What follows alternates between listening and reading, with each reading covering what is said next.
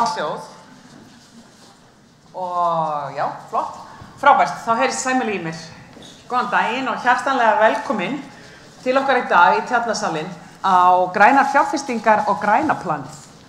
Og það er ótrúlega gaman að fá að sjá fólk í salnum. Við erum búin að hérna á undanförnum mánuðum halda ýmsa fundi hérna en við erum meira bara að tala við kameruna. Þannig að við erum ótrúlega þakklátt fyrir að fá fólk í salinn og höfum svona væntingar um það að þetta verið skemmtilegt og góð borgarstund hjá okkur. Þið sjáu dagskrána hér, við munum skella okkur í að fara yfir græna planið, fá erindi og stutt erindi einnig. Við munum fá hana Kristínu Sofíu sem er framkvæmdastjóri Startup og hún mun aðeins gefa okkur innskot í nýsköpun í grænni framtíð. Við munum aðeins skoða hringrásarkerfið upp í Álfsnesi þar sem Jón Viggo og Sorpu verður með stutt erindi. Við ætlum að taka síðan 5-10 mínútna kaffihlé, standa aðeins upp og hrista okkur og spjalla og einmitt njóta þess að fá að vera hérna saman. Við ætlum líka að nýta þann tíma í smá undirskrift og myndatöku þannig að allir verða klárir. Við ætlum síðan að fara í sjálfbæra þróun lífeyrissjóða þar sem Ólafur Sigurðsson fer yfir það. Við ætlum að skoða græna sprota í tæknisetrinu þar sem Guðbjörg Hrönn ætlar að fara með okkur í gegnum. Og við ætlum að fara í græna fjárfestingu og Jón Ágúst frá Klöppum ætlar að leiða okkur í gegnum það. Að lokum mun hún Líf Magnúðardóttir taka þetta saman. En hér erum við í dag árið 2022 og við erum að fara að ræða græna fjárfestingar. Við þekkjum það að green bonds og social bonds eru þessi nýju möguleikar á markaði. Ég ætla aðeins að fara tilbaka. Það var á árunum fljótlega eftir hrun, 2011, þegar allar rannsóknir og kannanir sýndu það að það var lítill áhugi á fjárfestingum, enda vorum við í þessum árum eftir hrun ekki að gera mikið. Það voru margar kannanir sem sýndu að fólk treysti ekki markaðnum, fyrirtæki voru óörugg og það var lítið að gerast. Það var haldinn stór fjárfestingadagur, Nasdaq Kauphöll hélt það ásamt Deloitte. Ég var þar einmitt að ræða samfélagslega ábyrgð í fjárfestingum. Fólk var svolítið hvumsa, þekkti það ekki og hafði ekki mikla trú á því. Ástæðan fyrir ég að draga þetta fram, núna 10 árum seinna erum við hér að ræða grænar fjárfestingar er það að við erum oft spurð af því sem erum að leiða græna plani, við erum oft að spurja því, er þetta ekki bara einhver útópía? Í alvöru, grænar fjárfestingar eru þær að fara að verða arðbærar og þá er ágætt að vita til þess að við vorum ekkert að finna þetta upp núna, hérna í post-COVID tímanum. Þetta er í rauninni búið að vera 10-15 ára undirbúningur og saga að við erum samt á byrjunarreit. Eða kannski komin aðeins lengra, mögulega fáum við að sjá það hér í dag. Við skulum bara hefja fjörið, gjörðu svo vel, borgarstjóri, ég ætla að bjóða þér að byrja. Ég er með hérna, frisbee eða eitthvað, mér finnst þetta svona að sé úr gólfi eða mögulega einhverju frisbee. Ætlar að henda þessu. Ég var að spá í hvernig ég gæti látið þið vita. Ég var ekki búin að æfa það upp á það að ég myndi grýta í þig, en ég mun veifa þessu. Heldur þú sjáur þetta ekki? Jú, takk. Gjörðu svo vel. Takk hérlega, Þórdís Lóa.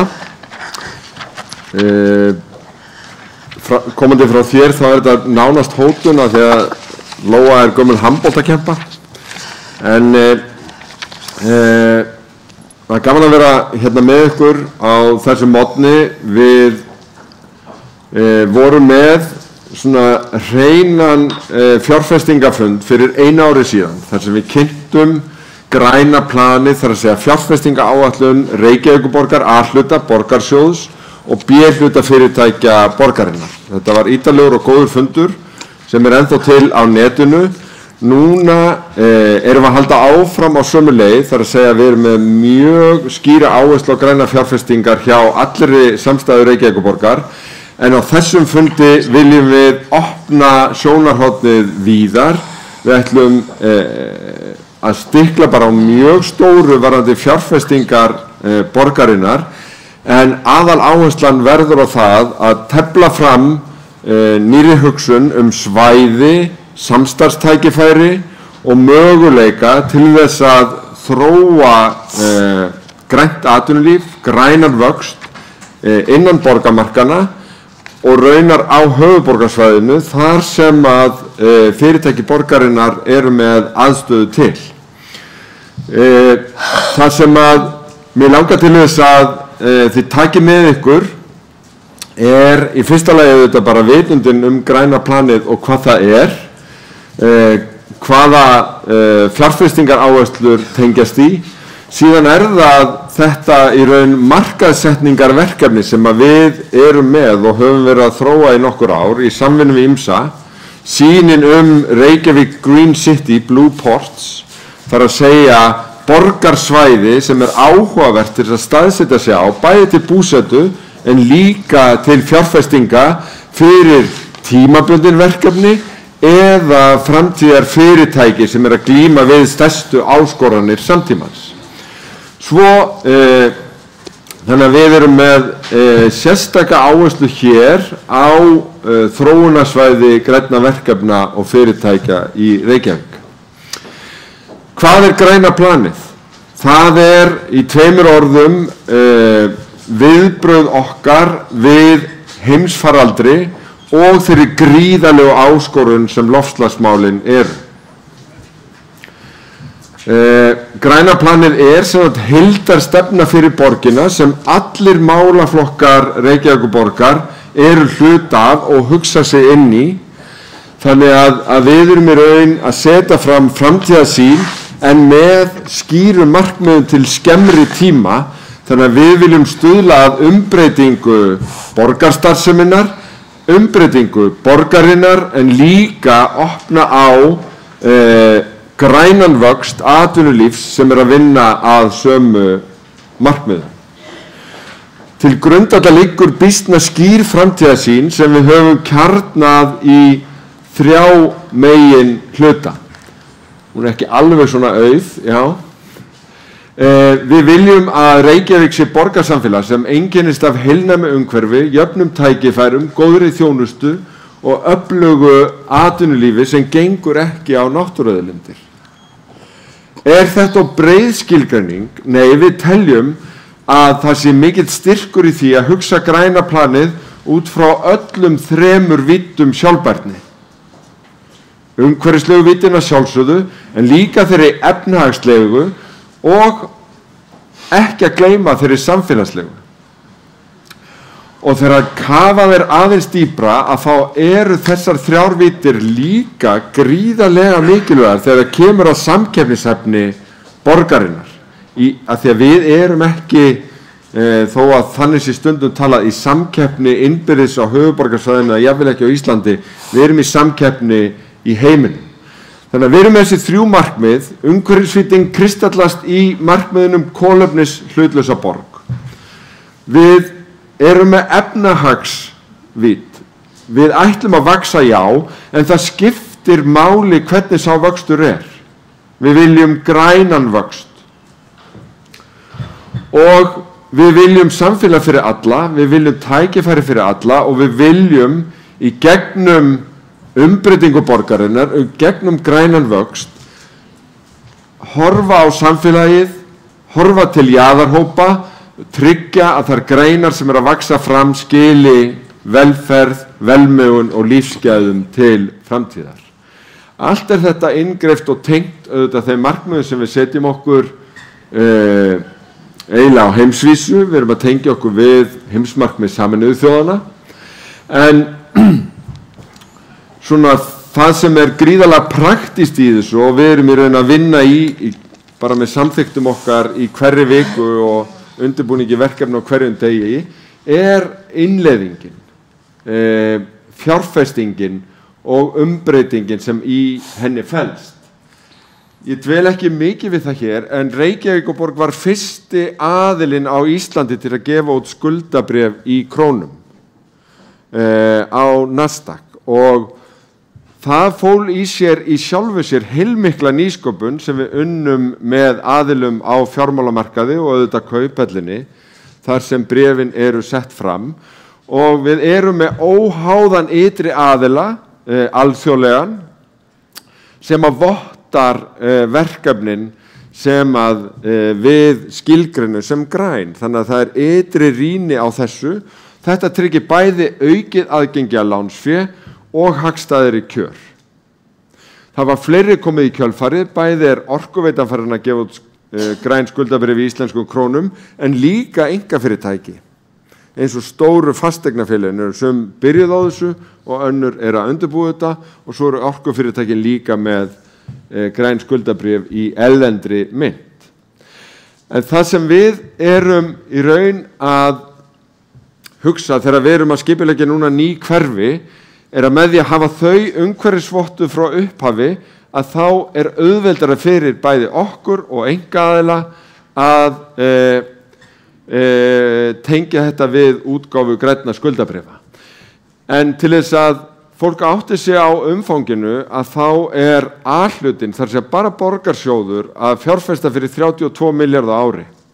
A- og B-hlutin, þar sem við og borgarfyrirtækin erum að fjárfesta fyrir 175 milljarða á næstu 3 árum. Og stóra breytingin er að við erum að beina þessari fjárfestingu mjög í græna átt. Hvað á ég við? Hvað er grænt? Hver er græn umbreyting borgarinnar? Aðeins til að sjá tölurnar, hérna endurspeglast að þetta er framhlaðið átak. Þetta er til þess að styðja við umbreytingunni upphafi og fylginni síðan eftir á 10 ára tímabili. Við erum með markmiðum kolefnishlutlausa borg og við erum með stefnur til þess að svona grunda þetta, getum við sagt. Við erum með nýsamþykkt aðalskipulag sem skilgreinir alla uppbyggingarreitina til næstu 20 ára sem er hluta af þessu stefnu. Við erum með nýsamþykkta aðgerðaáætlun í loftslagsmálum sem tengist þessu líka og við erum búin að vera að vinna núna með fyrirtækjunum okkar nánar en nokkru sinni áður bæði að tillögum varðandi hringrásarhagkerfið og allsherjar orkuskipti.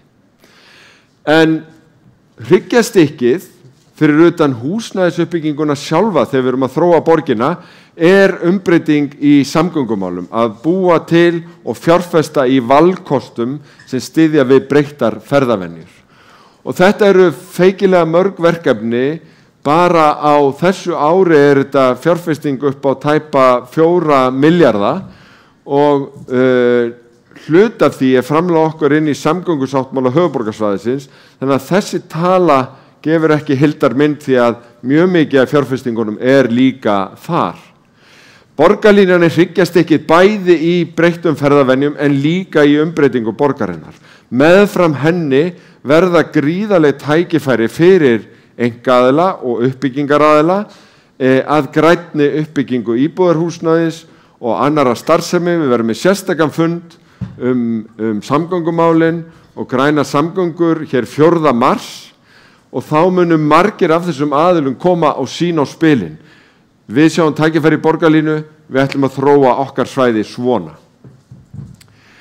Eitt af verkefnunum sem verður algjörlega umbreytandi og einhver mist út úr sér hugbreytandi, eins og þetta sé eitthvað svona eiturlyf, það er brúin sem mun færa Kópavog nær Reykjavík.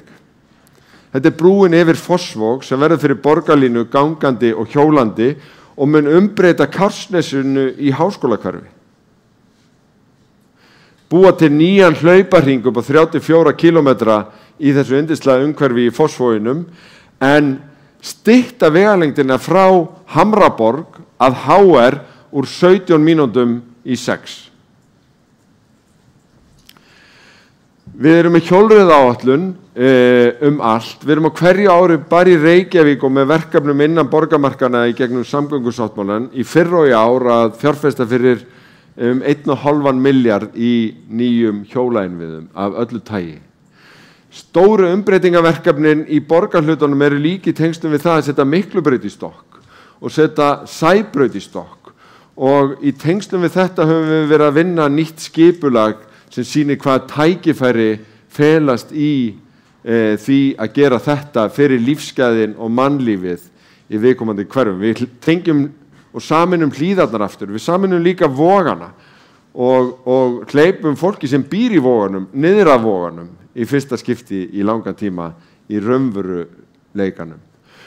Og þéttingar áformin, þið sjáu það hér á skáleitureitunum stóru þróunarreitina, er nátengt við samgöngustrategíuna. Þetta er heildarhugsun til langs tíma sem gerur okkur kleift að vaksa mjög mikið, vaksa mjög hratt, en alltaf á grænum forsendum og inn á við. Þannig að við erum í okkar fjárfestingum að styðja við þessi umbreytingaverkefni alla borg. Bara til að nefna nokkur dæmi, við erum að fjárfesta í innviðum á Hlíðarenda, við erum að fjárfesta í Bryggjukverfi, en við erum líka að kynna ný heilstæð hverfi sem eru grænustu hverfi sem hafa verið byggð upp í Reykjavík. Ártúnshöfðin skipulagið þar brímvottað frá fyrstu skrefum, sem alþjóðleg umhverfisvottun sem leiðir til þess að við förum í gegnum það, kerfisbundið, hvernig hugsað fyrir öllu, líftíma bygginga, hvað verður úrganginn, hvað finnst fólki, hvað græn ásýnd, hvað gerir hverfið að áhugaverðu hverfið til þess að búa fyrir mig og fjölskylduna mína. En síðast ekki síst, þetta samgöngumiðað skipulag á nýjan hátt, út frá því að hér við Krossmýratorg, sem nýja torgið upp á Ártúnshöfða, ganga út samgöngurnar mjög mikið út á þessar grænu nýju lausnir og meirum það á samgöngufundinum 4. mars. Það sama við Skerjafjörðinn, þar ný hugsun í samgöngumálum, ekki þessi stóru bílakjallarar, heldur bílahús sem leysa þá bílastæðamálin en geta hugsanlega umbreyst þegar við erum komin lengra í samgönguhugsuninni og orðið lóðir fyrir aðra uppbyggingu þegar ekki lengur þörf fyrir þau til framtíðar. Og eins og þið sjáið allt umhverfið grænt, eins og þetta ekki satt. Þetta hlemmur í dag, en þetta svo hlemmur á morgun. Þarna voru 2 teymi sem voru valin til þess, Mandaworks frá Svíþjóð og DLD Design, sem búin að leggja inn fullhannaðar tillögur að hlemmi sem að fara í útboð á þessu vori. Eitt af umbreytingarsvæðunum þar sem borgarlínan kemur líka auðvitað mjög sterkt inn, meiri gróður, meiri leikir, meira mannlíf. En þetta í raun umbreytingaverkefni sem borgarinnar þó að kalla á mjög mikla fjárfestingu einkaaðila samhliða, en þegar við erum að tala grænan vöxt í atvinnulífinu, að þá þurfum við líka að hugsa til lengri tíma og hugsa stórt og skýrt. Þar erum við að hugsa fjármál borgarinnar og hvernig þetta gengur allt upp til skamms og langs tíma. Við erum að hugsa þétta byggð og blöndum borgarinnar, en við erum líka að hugsa hver atvinnutækifæri framtíðarinnar, hvar það að vera? Við erum að hugsa meira í klösum heldur en áður, þar sem fyrirtæki sem geta lært hvert af öðru geta hópað sig saman, og við erum að hugsa hvar nægilega mikil og áhugaverð atvinnusvæði fyrir þessa þróun.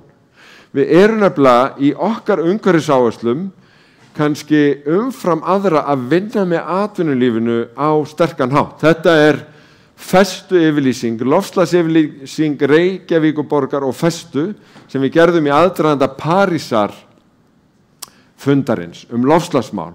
Þar sem við ætluðum að kalla til fyrirtæki sem vildu lýsa einhver yfir í loftslagsmálum og byggust við kannski svona 10-15 þessum hefðbundnu framsæknu góðu íslensku fyrirtækjum sem alltaf virðast vera að gera allt rétt. Við fengum yfir 100. Þar á meðal fjármálastofnanir og mest mengandi fyrirtæki landsins, og fólk spurði býtunum við, eiga þau einhverja aðild að loftslagsverkefninu, eiga þau heima í höfða með þeim sem að gera best? Við hugsuðum já, ef við erum ekki að vinna með þeim sem menga mest, þá náum við ekki þeim árangri sem heimurinn þarf. Þannig að mörg og velflest þessara fyrirtækja í kjölfari hafa verið að setja sér loftslagsmarkmið, hafa verið að mæla þau og birta mælingarnar. Þegar við gerðum þetta, þá var þetta mæliborð alls ekki til, þannig að það hefur heilmikil þróun og nýsköpun þurft að eiga sér stað til þess að ná þessum árangri, og nú viljum við taka þetta skrefinu lengra, ekki bara með því að hver vinni fyrir sig, heldur viljum við tefla fram svæðum og samstarfsmöguleikum fyrir ekki bara íslensk fyrirtæki, heldur líka fyrir verkefni, fjárfestingar og fyrirtæki sem vilja finna kjöraðstæður til þess að þróa græna framtíð fyrir Reykjavík, Ísland og heiminn.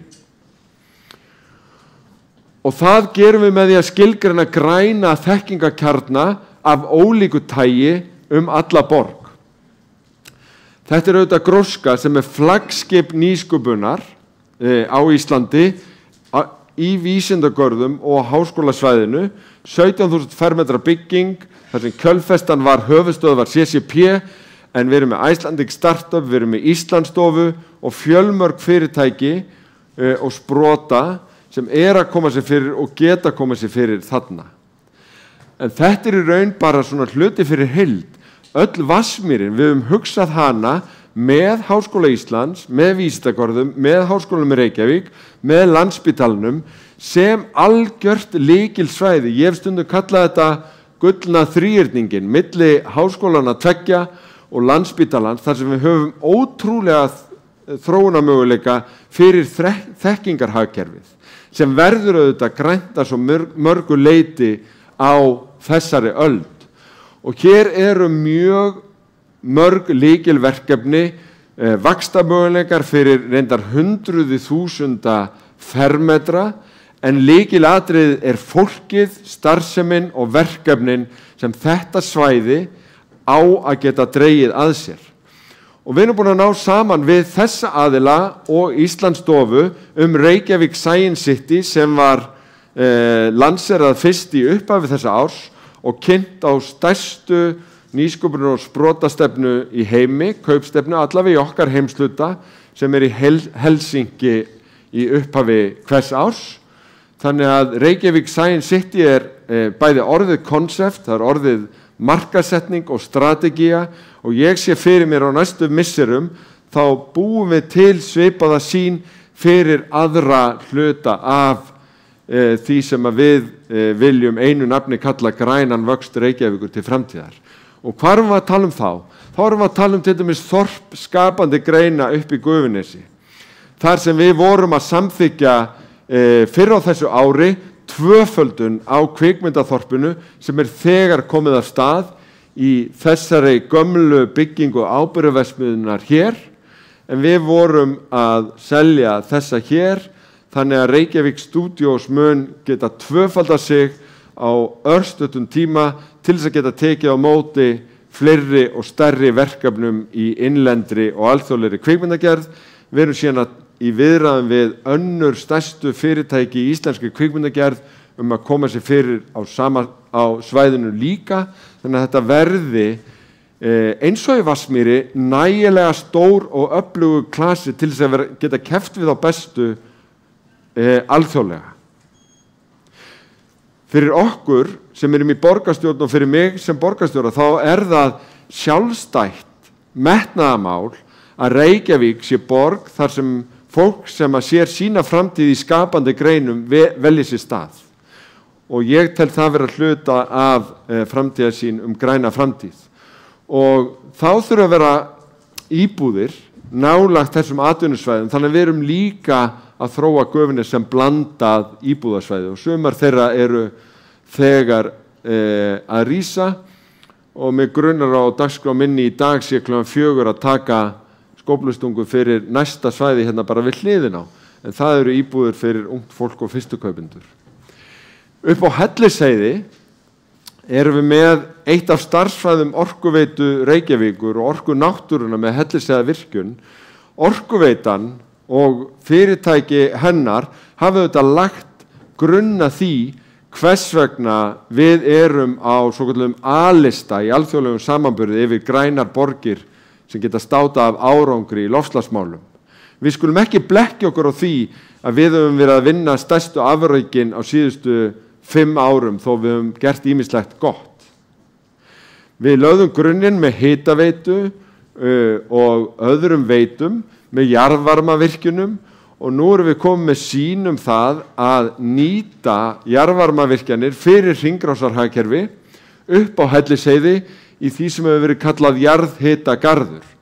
Þar erum við með heimstækt verkefni á vegum Orkuveitunar sem heitir Carbfix, hefur verið þróað í samvinnu við Háskóla Íslands og aðra háskóla, Columbia og háskóla í Frakklandi, og það sem spennandi núna að þetta fjárfestingatækifæri en auðvitað tækifæri til að þróa lausnir í loftslagsmálum á stærri skala og eitt stærsta slíkt verkefni sem á prjónunum kótaverkefnið sem hugsað í Straumsvíkurhöfn í Hafnarfirði. Gæti verið 30-35 milljarða verkefni eitt og sér sem við erum ekki að fara að fjármagna nema litlu leyti í gegnum samstæðu Reykjavíkurborgar, heldur viljum draga að fé erlendis frá. Það eins vegar fleiri verkefni hluti af jarðhitagarðinum. Það verið að gera tilraunir með örþörungarækt, fæðubótaefni, vetnisframleiðslu og það verið að skoða baðlón raunar á fleiri en einum stað í tengslum við jarðhita á höfuðborgarsvæðinu. Þetta verkefni þegar Climeworks og Carbfix voru að lansera þessu verkefni hér sem heitir Orka, svolítið eins og svona Hringadróttinssögu eða eitthvað, en Orka sem felst í því að fanga koltvísýring úr andrúmslofti og gera að steini með náttúrulegum ferlum lengst ofan í jörðinni. Og grunnurinn að tækni Carbfix, en Climeworks með þessa risaryksugur sem að þeirra að vera að þróa betur og betur til þess að soga koltvísýring úr andrúmslofti. Við höfum ekki bara áhuga á því, heldur ekki síður tækni til þess að soga koltvísýring og aðra gróðurhúsalofttegundir svona beint frá bíli, beint úr stóriðju, beint úr verksmiðjum sem spúa miklu af þessum lofttegundum út til þess að steingera þetta á þeim stöðum. Og verkefnið í Straumsvík tengist því. Við erum eins og líka klár með grænar atvinnulóðir á Hólmsheiði. Það búið að samþykkja deiliskipulag fyrir fyrsta áfangan. Nokkrir hafa fengið vilyrði lóðir þar.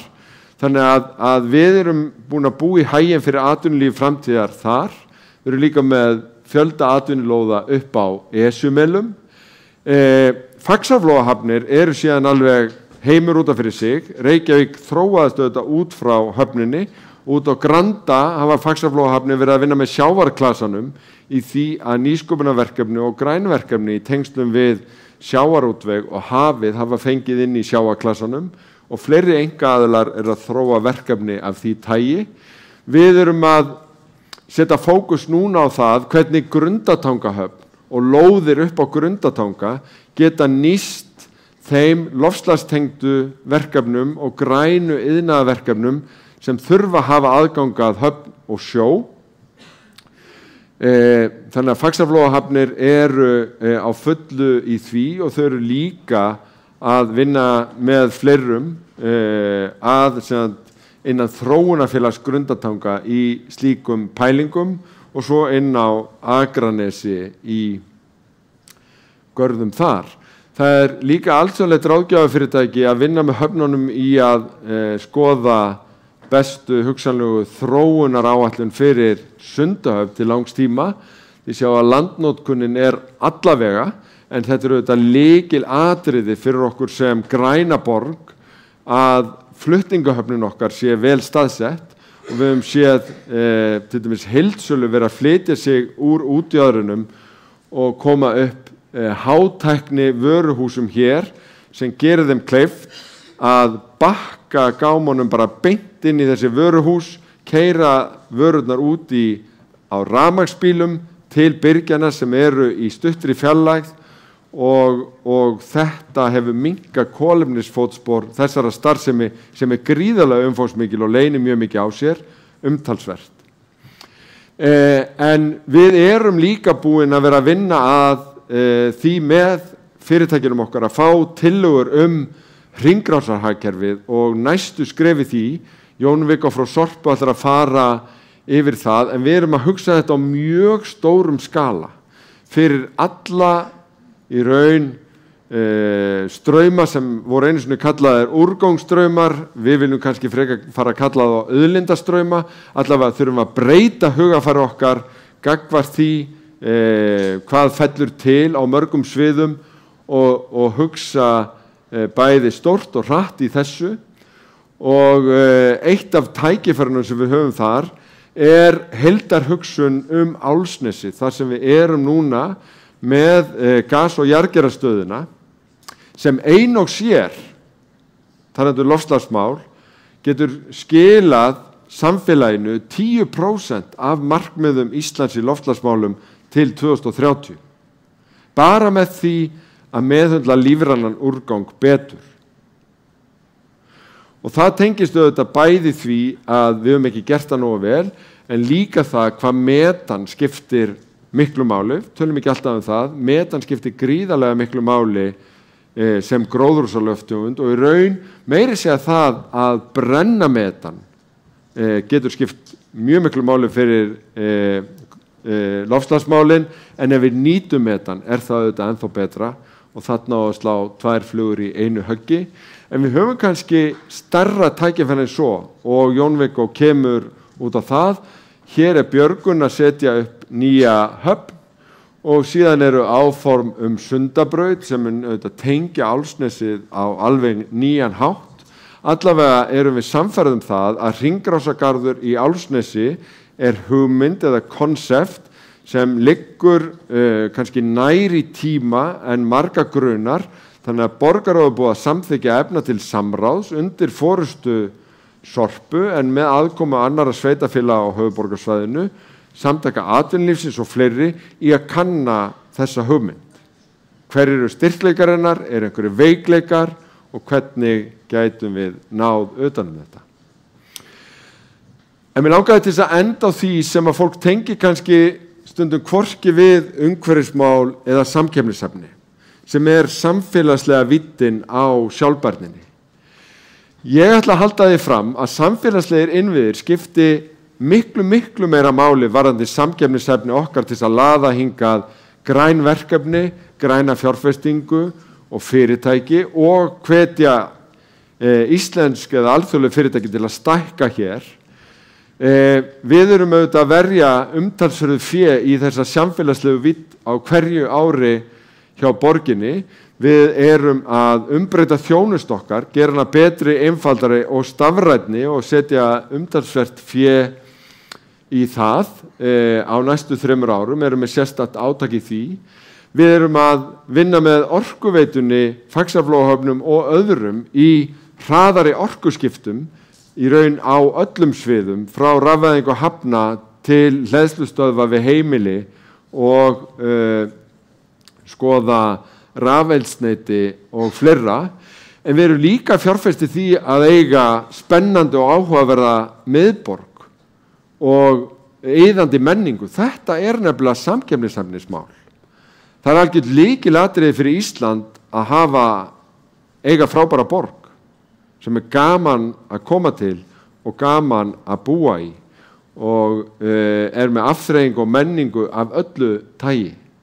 Við erum þess vegna að fjárfesta líka í húsi myndlistar í Hafnarhúsi og húsi orðsins í Grófarhúsi og þróa borgina sem áhugaverða borg til að upplifa. Það samkeppnishæfnismál í okkar huga.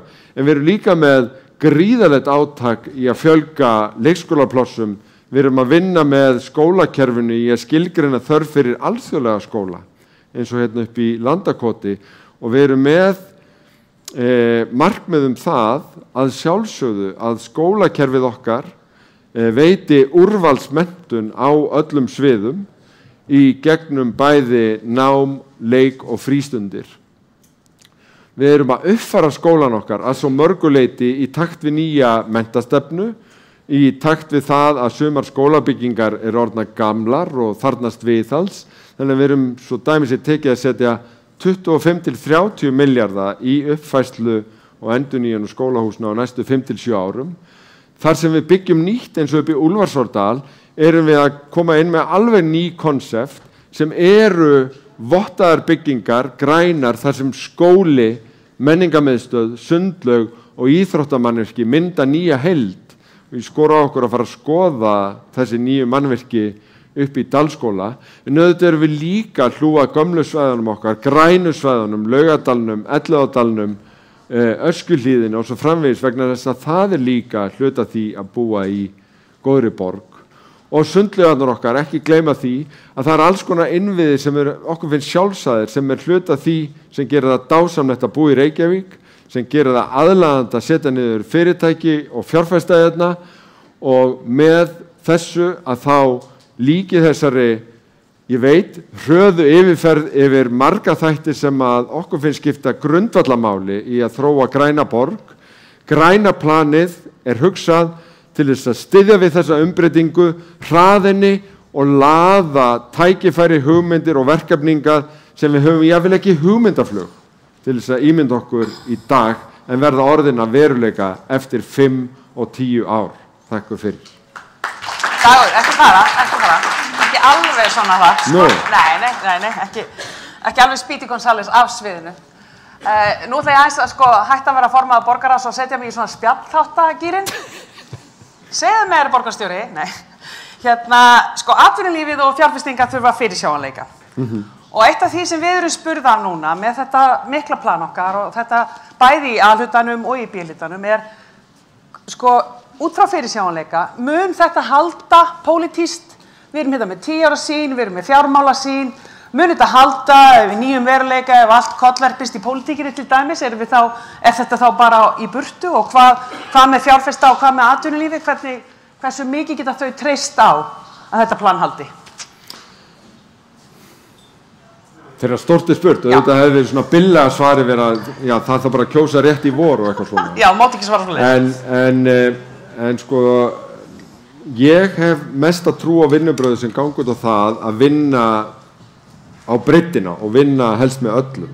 Styrkurinn í þessum áætlunum, til dæmis fjárfestingar í samgönguinnviðum og framtíðarsýnina þar, að þetta ekki bara einhver svona einkahugmyndir Reykjavíkurborgar. Þarna höfum við verið að vinna með öðrum sveitarfélögum á höfuðborgarsvæðinu sem eru ekki af svona sama pólitíska lit, þannig að við tölum bara hreint út, og ríkisstjórninni að 15 ára plani. Það var hugsað til þess að tryggja fyrirsjáanleika, að bæði fólk og fyrirtæki gæti vitað að ef ég vel með stað hér, ef ég byggja upp kvikmyndagerð hér eða grænt fyrirtæki hér, ef ég fjárfesti hér til þess að byggja íbúðarhúsnæði, þá heldur það yfir tíma.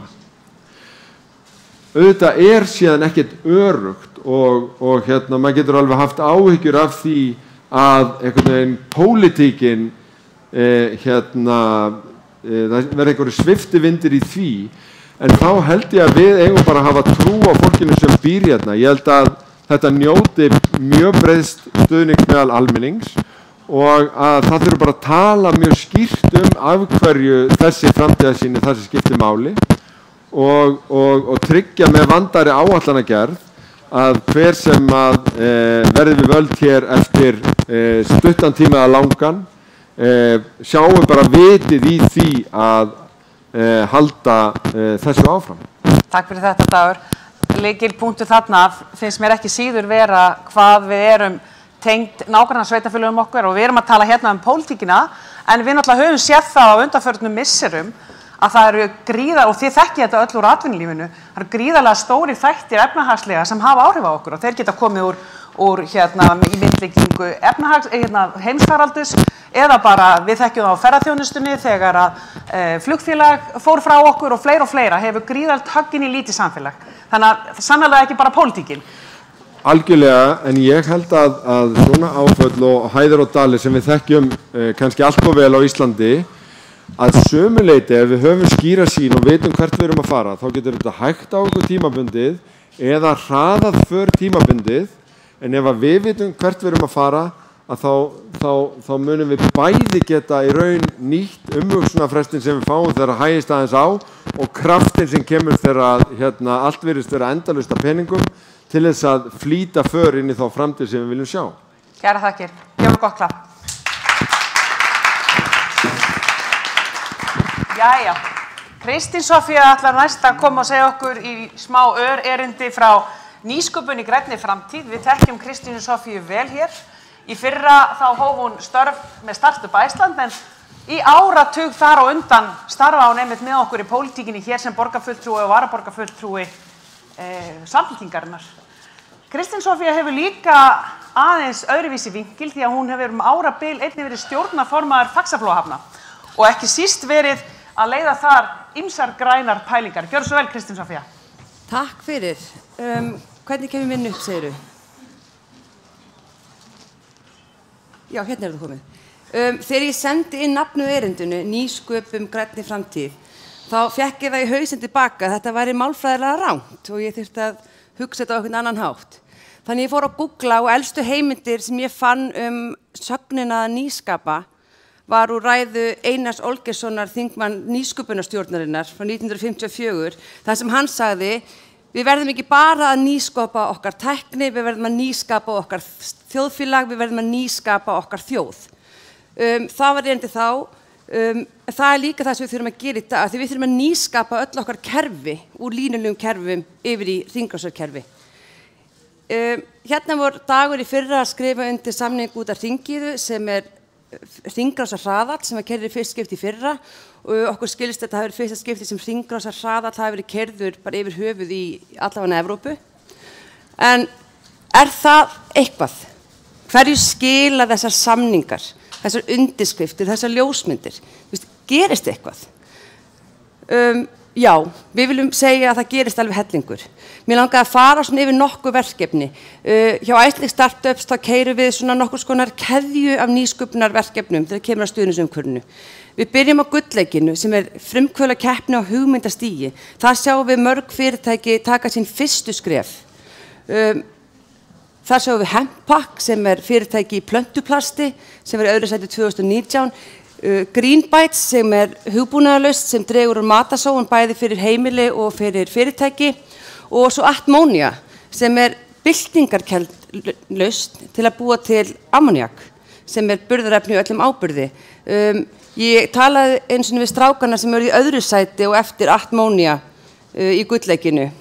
Þeir voru með Gengi, kannski muni eftir hringlum sem eitthvað stjórnast tónlistinni með og hann sagði: þú veist, mér líður smá að sé við unnið að hvernig getur unnið fyrirtæki sem raunverulega að fara að bjarga heiminum. En það það sem Atmonia svo sannlega að fara að gera. Við erum séð með hraðlan okkar. Snjallræði hraðall sem að Reykjavíkurborg hefur stutt í gegnum Höfða friðarsetur. Við erum með Bambahús sem snilldarleg gróðurhús sem framleidd úr bömbum sem plastdunkar með víravirki utanum sem hafa annars verið fargað. Sógrín, þær konur spurðu sig: getum við samþætt menntun stúlkna og kolefnisjöfnun? Þær segja já og eru með flotta hugbúnaðarlausn þar. Greenfo, það líka hugbúnaðarlausn sem rauninni nokkuð byltingarkennd í að kortleggja kolefnisfótspor fyrirtækja og vinna markvisst að aðgerðum. Og svo Greenbytes sem við sáðum á gullleikinu, það aftur þar, þau byrja í gullleikinu, taka þátt á hugmyndastigi, þróast síðan áfram og koma aftur í hraðal. Hringiða, það það sem borgin, það sem Dagur var að skrifa undir seinast, þetta hringrásarhraðall. Ég tók þetta nokkuð fyrirtæki sem fór í gegn. Það Icewind sem með orkuöflun með lóðrétt ás vindtúrbínum fyrir vindasama norðurslóðir. Þetta tæknið sem leysa af dísilvaraaflstöðvar. Þau eru komið samning við ameríska herinn.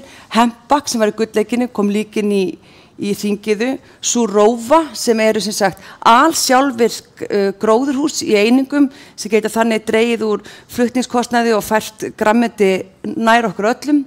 Og svo Onto Something sem stafrænt vettvangur fyrir úrgangsefni.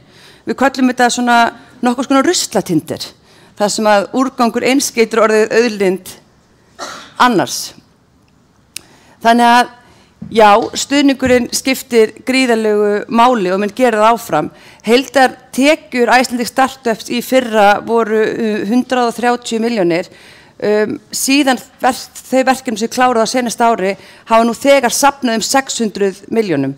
Þannig að við sjáum það að hver einasti króna sem hefur komið í beina stuðning við nýsköpun Icelandic Startups hefur skilað sér núna rúmlega fjórfalt tilbaka inn í samfélagið og mun gera enn meira á lengri tíma. Þetta erum við bara að tala á nokkrum mánuðum.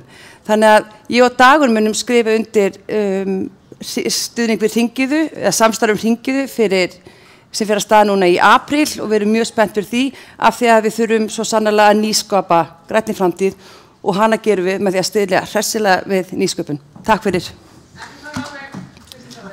En ég vil það.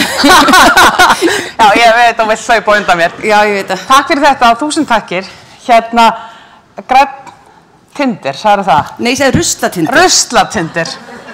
Bara, þú veist, það verður svona eitt take-out í hérna. Mér langar aðeins að spyrja aftur aðeins í pólitíkina því að það heilmikil umræðan það að nýsköpunarmiðstöð var lögð niður og nú myndi bara nýsköpun fara til fjandans.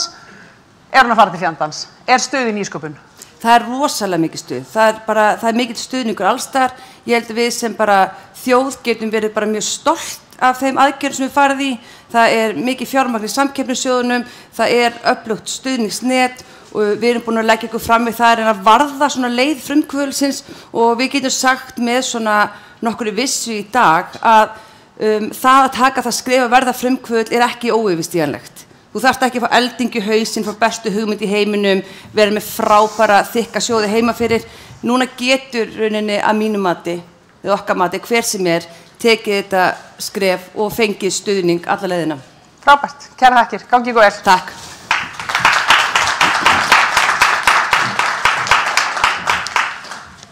Þá ætla ég að fá hann Björgvin hingað upp því að við ætlum að fara núna að ræða sviðsmyndavinnu sem var gerð hérna í tengslum við græna planið. Hvernig getur sviðsmyndavinna hjálpað borginni að gera framsækna áætlunargerð og það er oft kvartað yfir því hérna í ráðhúsinu hérna í borginni að hér séu allir sem búi í 101, ég get sagt ykkur það að á sviðið er að koma breiðiltingur og hér er breiðiltingur þannig að efri byggðir eru að taka yfir hérna í ráðhúsinu. Það geti því, gjörðu svo vel Björgvin. Hann er einn af parturum Deloitte og stýrir þessari vinnu og hefur mikla þekking á því þannig að gjörðu svo vel. Takk. Takk Lóa og takk Reykjavíkurborg fyrir að leyfa mér að kynna það sem við gerum saman í fyrra. Við fórum á stað með Reykjavíkurborg í fyrra að velta fyrir okkur undir hvaða borg er græna planið að búa okkur og hvernig borg er það sem græna planið ætlar að vinna í árið 2035 og við segjum svolítið að það sé rauninni ekkert viti því þegar við komum að málinu að spá fyrir þetta og það er alltaf gott að vitna í einhverja gamla bækur í bók 95 er haft eftir Bill Gates eða eignu honum þetta komment að við ofmetum alltaf breytingar til 2 ára en vanmetum þær til 10 og við vorum að hugsa til 2035 og hvað gerum við þá?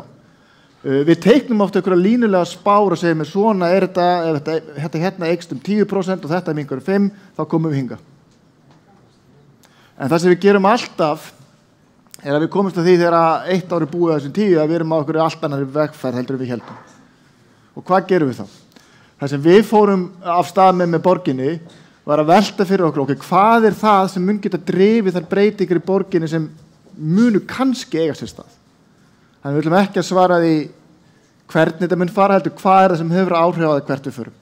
Þannig að hvaða drifkraftar eru það í borginni sem munu stjórna ferðinni og er þá óvissa. Og ef það er ekki óvissa drifkraftana, þá er það einhver þróun sem við getum verið sammála og þá skiptir kannski ekki máli hvaða plön við að vinna eftir, það mun gerast. Svo eru aðrir óvissu þættir sem skipta máli og drifkraftar sem er ekki vissa það er það sem við í þessari vinnu, þess að við varum að teikna upp sviðsmyndir framtíð í borginni árið 2035, við höfum mestar áhuga á. Þannig að við horfum á fullt af drifkraftum og ég ætla ekki að láta ykkur lesa þetta en það sem ég kannski sjá er að við vorum með drifkrafta á þessum 5 víddum efnahagsvíddinni, umhverfisvíddinni, stjórnmálavíddinni, samfélagsvíddinni og tæknivíddinni og þetta eru 5 versus 3 það eru 3 megin víddir í græna planinu en við ákvæmum að skipta þessu í 5 þarna. Við lögðum þetta fyrir valingunin hóp sérfræðinga bæði í vinnustofum og í könnun og erum að reyna að svara því hvaða drifkraftar skipta máli og hvaða drifkrafta er óvissa. Og við höfum mestan áhuga á þeim drifkraftum sem er óvissa og skipta máli. Og það er við getum skiptið í þessa 4 þætti. Það er að segja, það er einhverjum svona straumar. Þeir skipta máli og við erum sammála Við höfum ekkert rosalega mikinn áhuga á þeim í þessari vinnu. Það eru þætti sem er lítil óvissa og skiptir litla máli. Það eru svona þessi hversdagsmál. Við höfum heldur ekki áhuga á þeim í þessari vinnu. Og svo er það svona þættir sem við vitum ekkert hvernig þróast en við höldum að skipta ekkert rosalega miklu máli. Þetta svona lauf í vind, þetta fer einhvern veginn en okkur eiginlega alveg sama. En það sem við erum mestan áhuga á, það eru þessi mikilvægu óvissþættir. Þættir sem við trúum því, eða drifkraftar sem við trúum að hafi rosalega mikil áhrif, en við erum ósammála í hvað átt þeir fara.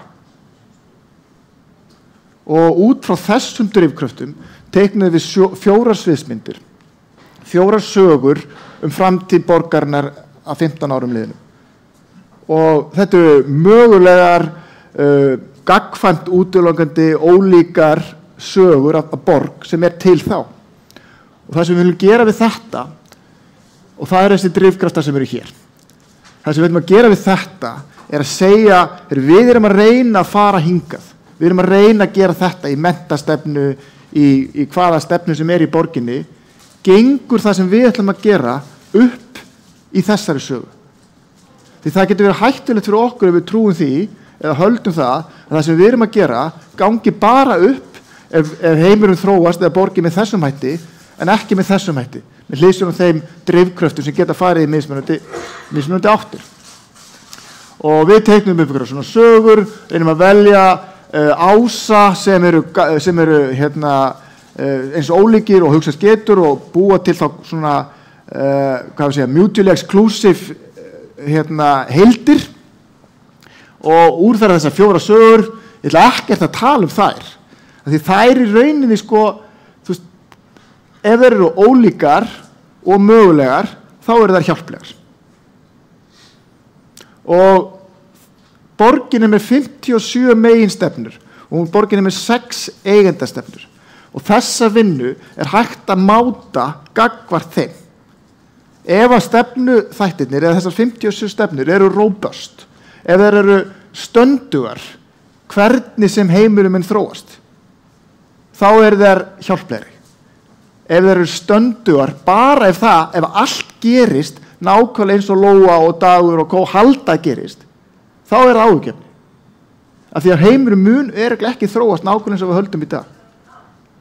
Það eru hlutir að gerast í dag sem okkur varst alveg gjörsamlega fáránlegt að gerast fyrir kannski 2 árum eða 10.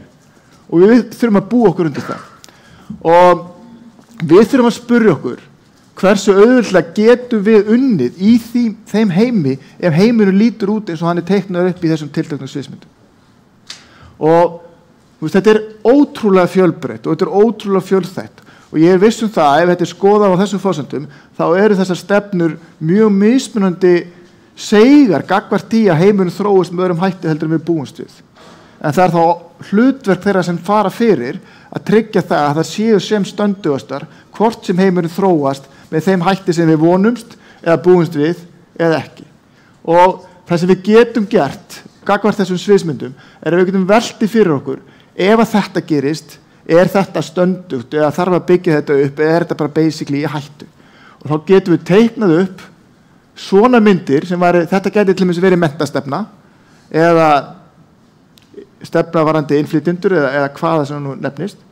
Og þá segjum við, ef við erum í þessari heimsmynd þá skipulagsatriði í stefnunni bara í lagi eða framtíðarsýnin í lagi, en nei, virðisköpun, hún vandamál í þessari mynd. En hún kannski í lagi einhvers staðar annars staðar. Ef það atriði sem eru kannski rauð í öllum sviðsmyndunum, þá þurfum við að spyrja býtum við, erum við bara teiknuð mögulegan árangur fyrir einhver? Eða ólíklegt að við náum árangri?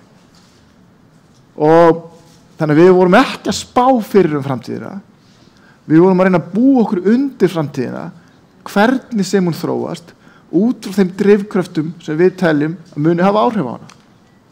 Þannig að þetta ólíkt þessari línulegu áætlun að gera nálgun sem við þekkjum svo vel. En hins vegar rosalega hjálpleg til að gera það sem við erum að gera, betur búið undir það sem verður, hvort sem það verður nákvæmlega eins og við höldum eða ekki. Og það til dæmis ótrúlega mikið varðandi orkuskiptin og borgarlínu og alls konar hluti sem fóru fram og tilbaka, og við ræddum þetta mjög mikið á vettvangi borgarinnar með þeim sérfræðingum sem voru að vinna með okkur hérna innanhús. Og Okkur finnst alveg gjörsamlega óhugsandi að fólk myndi velja það að sitja í langri rafbílaröð eftir 10-15 ár frekar en að nota borgarlínuna. En í vinnunni í kringum borgarlínuna þurfum við kannski bara að passa okkur að teikna þá borgarlínu þar sem þessi valkostur ekki fýsilegur fyrir fólk. Ef að fólki finnst það bara, ég bara búin að gera það sem ég get varðandi umhverfismál og orkuskipti, ég bara að sitja í mínum bíl, einkabíl, þó að taki mig 45 mínútur að keyra niður í Fossvog. Þannig að ég bara hvet mitt góða fólk í borginni til þess að huga áfram að þessu, nýta þessa skemmtilegu vinnu og við hjá Deloitte, ég og Sara og Dr. Florian Klein sem svona okkar alheims sérfræðingur í þessari aðferðafræði og þessu rannsóknum, þökkum bara kærlega fyrir samstarfið og vonum að þetta nýtist sem allra best. Þannig að Lóa beint úr Seljaskóla kom inn á sviðið aftur og spurði mig einhverja kræðið spurningar. Já, takk fyrir þetta Björgvin. Þannig að vissan óvissa. Eða þannig. Það Ég held að við þurfum bara að vera auðmjúk fyrir því að það geta alls konar hluti gerst. Við sem erum búin að fagna því að geta hist á fundi, búin að festa okkur við tölvuskjáðunni í 2 ár, áttum ekkert von á því. En við þurfum að geta rekið borgina í því umhverfi. Já. Og við þurfum að teikna upp þá innviði sem geta tekist á við svoleiðis hluti. Og það nákvæmlega út af það sem þessi vinna gengur. Þannig að við eigum heljarinnar verk fyrir höndum eins og við sjáum með allar þessar stefnur. En mér langar að spyrja þig, þegar nú veit ég að þú hefur verið að gera svona sviðsmyndagreiningar og fleira fyrir fyrirtæki, stór fyrirtæki og fleira. Var eitthvað sérstakt sem kom mér á óvart við það að setja þetta yfir sveitafélag og fá svona þjónustu vídd sem að sveitafélag bjóða upp á? Sko, það sem kannski hið augljósa að þetta ótrúlega fjölþætt. En það líka, hið augljósa að fólk hefur rosalega svona, margir hafa mikla viss ákveðna hluti og halda að einhverja aðrir hafi líka endilega viss þá hluti. Þannig að það voru kannski hlutir sem var óvissa í þessum rannsóknum sem við gerðum, sem við kannski með við fyrstu umræðu í svona innsta kjarna var ekki óvissa Okay. Þannig að þegar þú leitaðir aðeins út fyrir, þá fékkstu kannski aðra mynd heldur en ef við hefum bara sagt að drifkraftarnir eru svona út frá okkar litla 3-5 manna hópi sem ákvaða þetta. Þannig að þú þarft að leita dálítið vel út. Sko. Já, takk fyrir það. Það er mjög auðvelt að festast í sílónu sínu eða sinni tunnel vision. Kæra þakki Björgvin.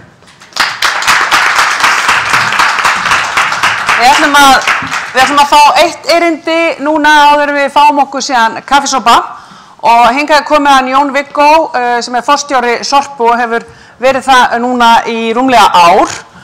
Við ætlum að ræða núna hringrásargarðinn Álfsnes, samstarf og fjárfestingatækifæri tengt hringrásarverkefninu og Jón Viggó hefur leitt heilmikla vinnu, græna vinnu og stóra sýn fyrir hönd Sorpu á undanförnu ári og við erum mjög spennt að sjá hvernig þetta þróast. Gjörðu svo vel, Jón Viggó. Takk fyrir. Nú kemur að landsbyggðarþættinum. Ég er bent á það að ég er frá Ísafirði og Ólafur Sigurðsson sem kemur hérna eftir hlið er frá Ísafirði líka. Þannig að við breiðhyltingar eiga sína fulltrúa hérna en við Ísfirðingar líka. En já, ég ætla að fjalla aðeins þessa umbreytingu sem Sorpa hefur gengið í gegnum. Við erum bundin af lögum úrgangsstjórnun, eins og hundleiðilegt að það er. Við eigum að sinna ákveðnum lögbundnum skyldum sem falla á sveitarfélög og við eigum að reyna að koma öllum úrgangi í eitthvað farveg. En fyrir tæpum 2 árum þá byrjaði umbreyting á Sorpu. Núna erum við að einbeita okkur að hringrásarhagkerfinu, við erum að hugsa verðmætin sem við getum skilað búið til og skilað inn í hringrásina.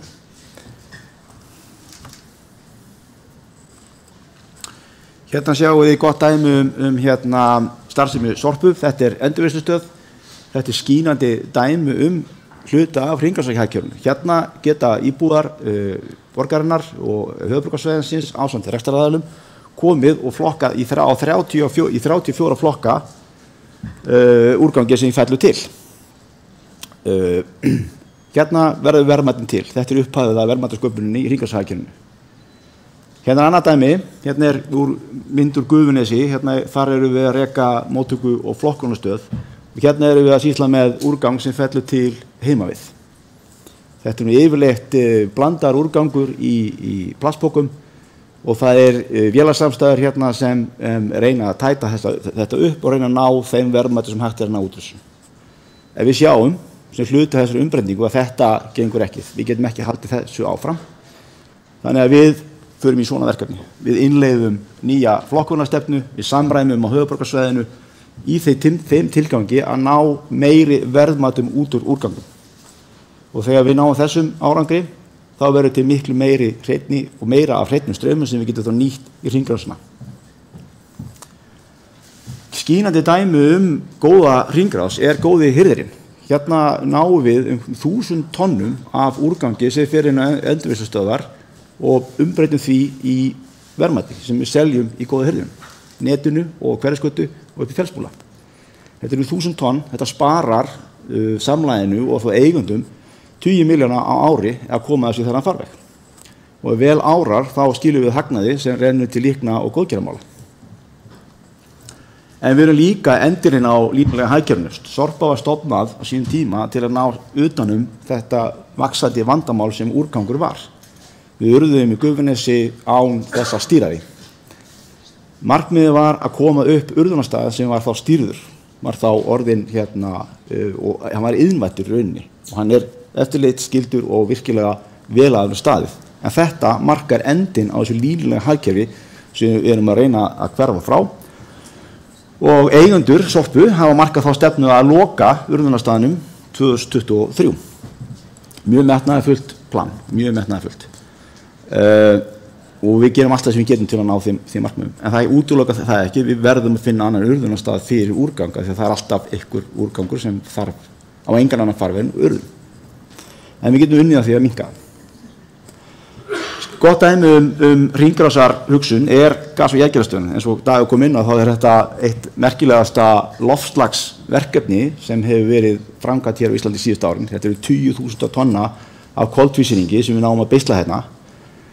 Við óvirkjum lífrænum úrgang, ná metaninu úr og ef allt verður sem horfir þá munum við ná að selja það í önnur verkefni og það gengur alveg ljómandi að koma því í verkefni, sérstaklega hjá iðnaðarfyrirtækjum.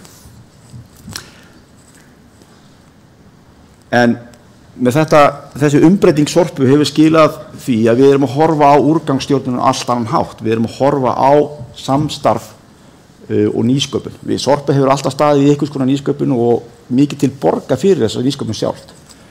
En við sjáum að við þurfum að minnka áhættuna ef við ætlum að elta öll tækifærin í hringrásarhagkerfinu þá þurfum við að fjárfesta fyrir 20 milljarða. Og það áhætta sem hið opinbera eða samlagið og borgin og sveitarfélögin sem standa að Sorpu ættu ekki að taka. Þess vegna svo mikilvægt að við náum samtali við nýsköpunarsamfélagið og fjárfestasamfélagið það að fjárfesta í þeim virðisstraumum sem skipta máli. Okkar stefna að ýta undir hringrásarhagkerfið í gegnum samstarf, nýsköpun og rannsóknir og lágmarka leið áhættu þá samlagsins og eigenda. Og þetta hefur verið leiðilegast í undanfarin 2 ára eins og við komum inn á og við finnum að markaðurinn mjög móttækilegur fyrir samstarfi. Það mikill áhugi á hringrásarhagkerfinu, menn vilja fjárfesta í þessu, menn sjá gríðarleg tækifæri í þegar að fá þessi efnisstrauma sem Sorpa tekur við og reyna að halda hreinum og gera eitthvað úr því. Og það sem svona grunnhugsunin hjá okkur að við erum að reyna að tengja saman ólíka aðila sem getur þá nýtt þá afurðir hvort annars. Þannig að eitthvað sem úrgangur hjá einum verður þá afurð eða input inn í starfsemi eitthvað annars. Og við gerum þetta með eða án aðkomu Sorpu eins og núna erum við svona katalist fyrir ákveðna samstarfsmöguleika en við viljum að þetta bara gerist sjálfkrafa helst.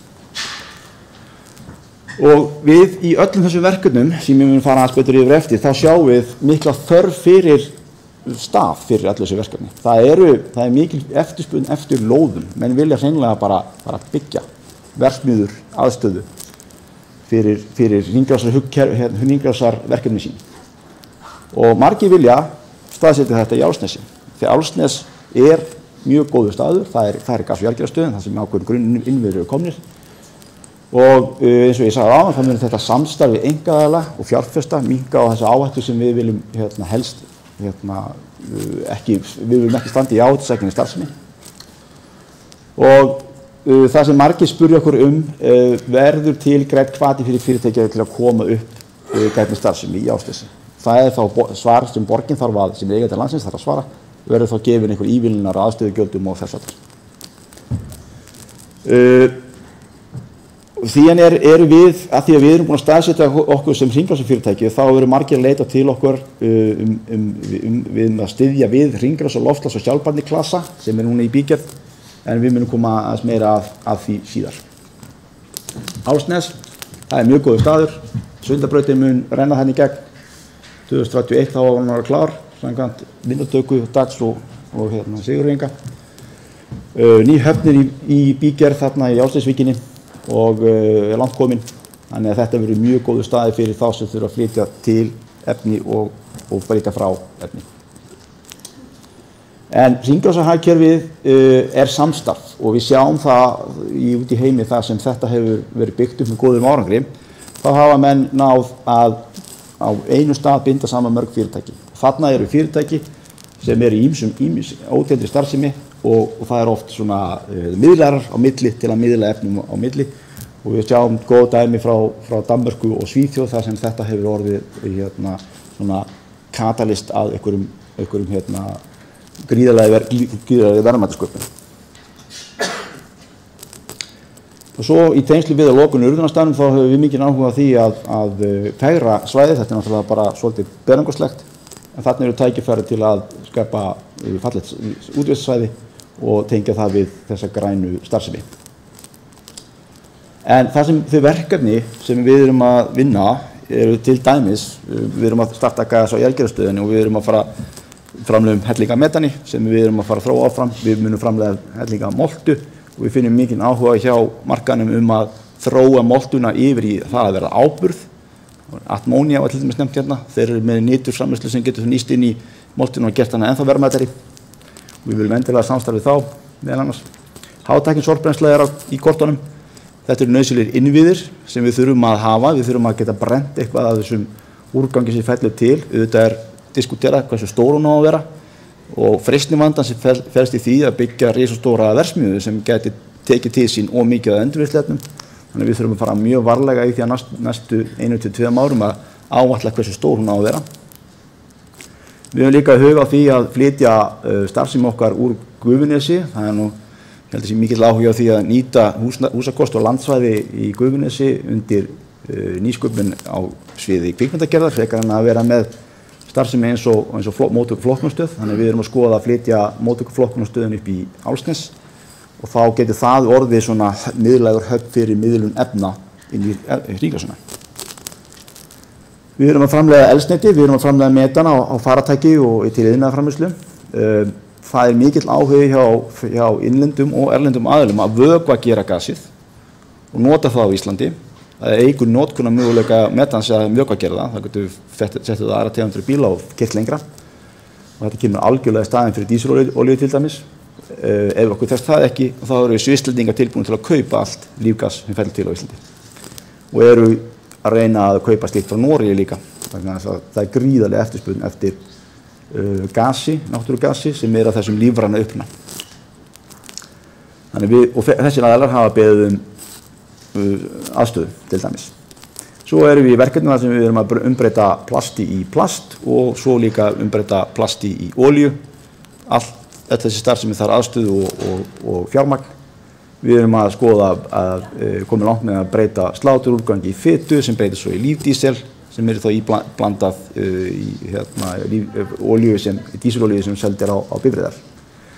Og svo erum við komin á stað með verkefnið með Björgun, því Björgun kemur hérna inn á svæðið að búa til jarðefnagarð þar sem við reynum að flokka upp þessi efni sem falla til á höfuðborgarsvæðinu og miðla því þá vinna það og miðla því áfram í önnum verkefni. Og það er gaman að segja frá því að Björgun er með metnaðarfull markmið að leggja ekki nýtt land undir námur til að fá efni til þeirra sinna framleiðslu, heldur nýta það sem fellur til. Já, og velkomin í Álfsnes.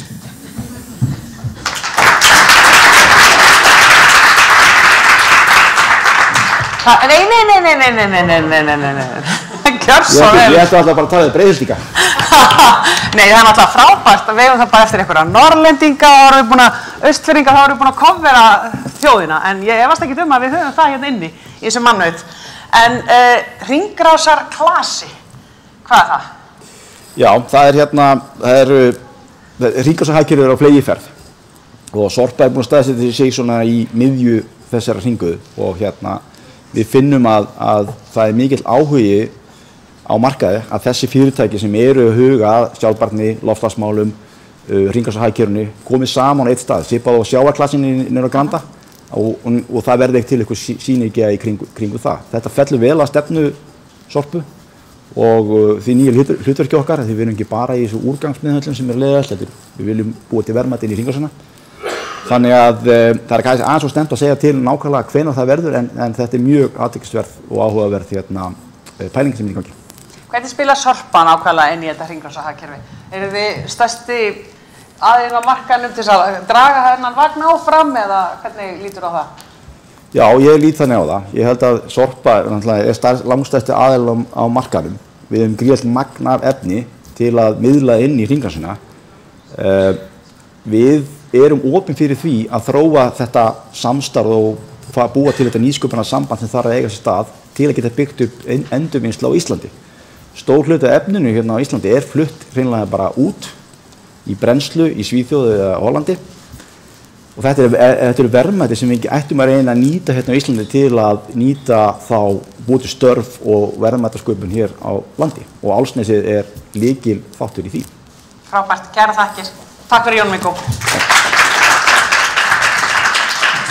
Jæja, kæru gestir, nú ætlum við að taka okkur smá kaffihlé og nýta okkur það kaffihlé til þess að undirskrifa eða skrifa undir samning Icelandic Startup Hringuðu og Gullleggsins, þannig að endilega komið ykkur á mynd. Sjáumst eftir 10 mínútur.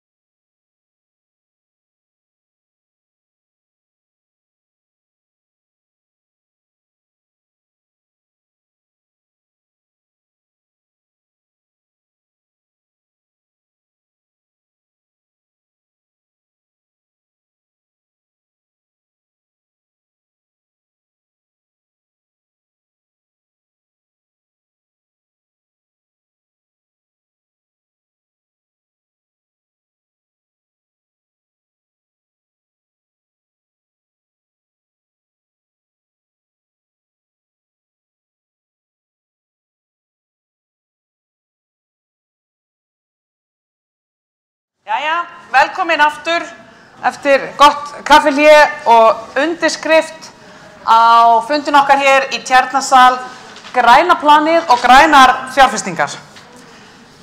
Við ætlum, já, ég bara að fá hérna blöðunga upp á svið, kæra þakki fyrir þetta félagi.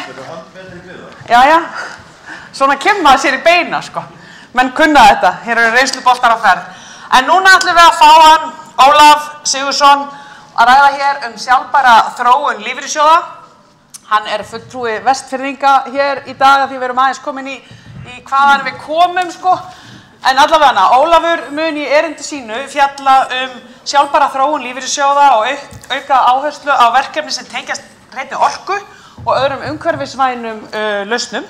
En Ólafur góðkunnur lífeyrissjóðunum, hefur starfað með þeim og í fjármálageiranum á annan áratug og hann í dag formaður undirnefndar Landssamtaka lífeyrissjóða fjárfestinga umhverfi lífeyrissjóða. Gjörðu svo vel, Ólafur. Takk fyrir. Heyrist ákveð í mér? Já. Ég sérstaklega þakki fyrir að koma hérna í raunheima og vera með ykkur. Þetta dásamlegt, hálf feiminn eftir 2 ár fyrir á bakvið skjáinn. Þannig ég ætla að prófa að labba svona svið eins og aðrir gera. En þegar ég hef kannski rýnt í titilinn og þeir sem að nota þetta mest yfirleitt að hvetja ykkur til þess að hætta því sem hann að gera því hann hefur gert eitthvað af sér. En við erum auðvitað að glíma við það sem risastórir lífeyrissjóðir, hvernig eigum við að sýna ábyrgð, hvernig eigum við að birta okkar ábyrgð þegar við segjumst vilja bera ábyrgð, hvernig getum við gert það og fyrir 1 ári síðan eða í nóvember þá tóku fjöldinn allur af lífeyrissjóðum þátt í viljayfirlýsingu á meðal norrænna lífeyrissjóða og breskra lífeyrissjóða sem var tilkynnt á loftslagsráðstefnu Sameinuðu þjóðanna í Glasgow. Fjárhæðin auðvitað, ég ætla ekki einu svona að reyna að setja hana í íslenskar krónur af því að þetta tiltölulega háar fjárhæðir sem að íslenski lífeyrissjóðir, norrænir og breskir hyggjast fjárfesta í loftslagsvænum fjárfestingum eða tækni tengt loftslagsmálum og það eru bara 9 ár eða 8 ár að verða eftir. Á íslenska mælikvarða bara íslensku lífeyrissjóðirnir inn í þessari tilkynningu í kringum kannski 600 milljarða sem að þarf að fjárfesta og þetta ekki bara á Íslandi, þetta fjárfesting líka erlendis og það góða við að gera þetta í gegnum vettvang sem að þá skipulaður bara í þeim tilgangi að ná saman og þið verða að fyrirgefa, þetta ekki á íslensku, ég hafði ekki tíma til að þýða þessa vefsíðu, en ég hvet ykkur til að fara inn á hana af því að þannig búið að búa til farveg, vettvang, þar sem að þeir sem hafa áhuga á fjárfesta í þessa veru geta komið saman. Það búið að búa til í dagsnúmer 2 skriflega yfirlýsingu og koma þessum vilja og þessum áhuga niður á blað. Það búið að gera út í nokkur ár svona fundi eins og við erum hér á í dag. Summit, það verið að leiða þá sem hafa áhuga á þessu saman svo þeir geti tala saman, svo þeir geti fræðst hvað aðrir að gera og það búið að gera leiðarvísi, roadmap, að leið til allavega 2030 og jafnvel lengra en það. Og það sem kannski besta við þennan vef, það verið að reyna að byggja og búa til fyrirmyndar fjárfestingar, best practices, þar sem hægt að fara inn og skoða. Þetta í raun og veru sjálfbært? Þetta umhverfisvænn fjárfestingarkostur? Hvað finnst öðrum það? Hvernig getið þið sýnt fram á að það sem þið eru að gera teljist falla undir þetta? Þetta að sýna ábyrgð. Þetta að birta og segja frá því hvað við erum að gera og þið kannist auðvitað við þetta. Vandamálin sem við erum að glíma við og þið og kannski flestir hvernig eigum við að sýna þessa ábyrgð? Hvaða staðal eigum við að nota? Eigum við að nota ESG staðal eða UFS staðal kauphallarinnar? Eigum við að nota alþjóðlegan staðal sem kallað GRI, Global Reporting Initiative? Ég veit ekki hvort það búið að þýða það. Eða eigum við að nota Integrated Reporting sem önnur leið og við erum bara skammt á veg komin. Við eigum mjög erfitt með að sýna þessa ábyrgð í texta og tölum þannig að allir skilji. Af því að það auðvitað það sem að sjóðfélagið vilja. Hvernig gerir þetta? Hvað þýðir þetta græna?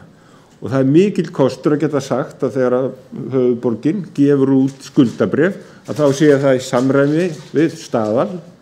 Það grænt, þetta ekki grænþvottur og það sem meira það eru viðbótar upplýsingar sem að fylgja útgáfunni. Það var ekki þannig áður. Blátt skuldabréfi komið, svo komið rautt og kannski verða þetta skuldabréfi í öllum regnbogans litum í samræmi við heimsmarkmiðin af því að þau eru jú tiltölulega lita mikil. En sjóðfélagar okkar og ég held að við öll höfum svolítið verið að horfa á þetta orðaský og velta fyrir okkur betur hvað meinar það með ábyrgð, hvernig getur við sýnt fram á það og þetta svolítið að enda í tiltölulega fáum orðum sem eru auðvitað kannski bara búningur utan það sem við höfum verið að gera í 1000 ár, að lifa á náttúrunni, þannig við göngum ekki of harkalega á hana, nýtum sjávarauðlindir eins vel og við getum, þannig að það nýtist okkur á sjálfbæran hátt til framtíðar, hvort sem þetta sett sem ÖFS, hringrásarhagkerfi, sjálfbær þróun, ég held að þetta sé bara innbyggt í okkar hugmyndafræði, eins og við höfum lifað hérna lengi. Við vorum löngu byrjað á sjálfbæri nýtingu auðlinda áður en að þetta varð að vinsælli skammstöfun, en skammstöfunin nær bara ágætlega utan það sem við erum að reyna að gera og flestir tengja við. Það verið að búa til sérstakann staðal, þannig að lífeyrissjóðum verður fjárfestum orðið skylt að birta, að sína ábyrgð, gera það samkvæmt sérstökum staðli sem nú í innleiðingu og verður vonandi innleiddur í íslensk lög núna á næstu mánuðum. Þið þekki þetta, það hafa allir lífeyrissjóðir sagt og vilja að þeir séu aðilar að principle of responsible investment, þess ábyrgar fjárfestingar Sameinuðu þjóðanna eins og það þýtt á íslensku. Þetta ein leið til að sýna ábyrgð, en það ekki nóg að lýsa því bara yfir. Við þurfum að birta upplýsingar og við erum í vandræðum með það. En síðustu 5 ár hefur orðið algjör bylting í upplýsingargjöf til fjárfesta svo að þeir geti miðlað því til sinna hagsmunaaðila áfram. Það birtist í upplýsingum kolefnisfótspor, skattfótspor og allt það sem að stundum sagt vera ófjárhagslegt, en í raun og veru á hverju ætti veikindakostnaður eða hlutfall þeirra sem eru veikir í skipulagsheild á einu ári að vera ófjárhagslegt. Það minnkar skilvirkni ef að 10% mannafla veikur heima hjá sér. Af hverju heitir það ófjárhagslegt? Þetta eru bara upplýsingar. Lífeyrissjóðir eru að greiða örorku í stórum stíl. Það ekkert eins tengt okkur og ÖFS.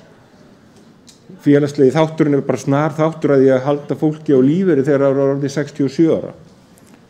Þetta og skiptir máli og það sem meira að því að við höfum nú kannski ekki beint þurft að verja okkur, en við höfum þurft að útskýra fyrir mörgum, byrju grænt og rautt á það. Það ekki bara einhver afsláttur?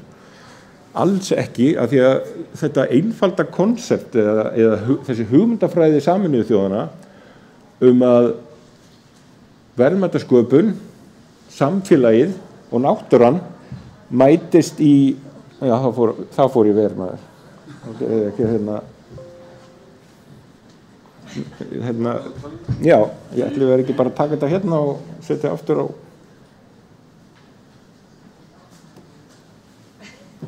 Glæsilegt. Bjarni ræta mér enn einn ísfyrringur.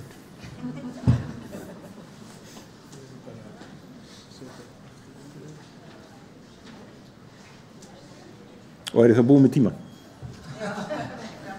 3 mínútur. Ég klikkaði eins og sagt þér.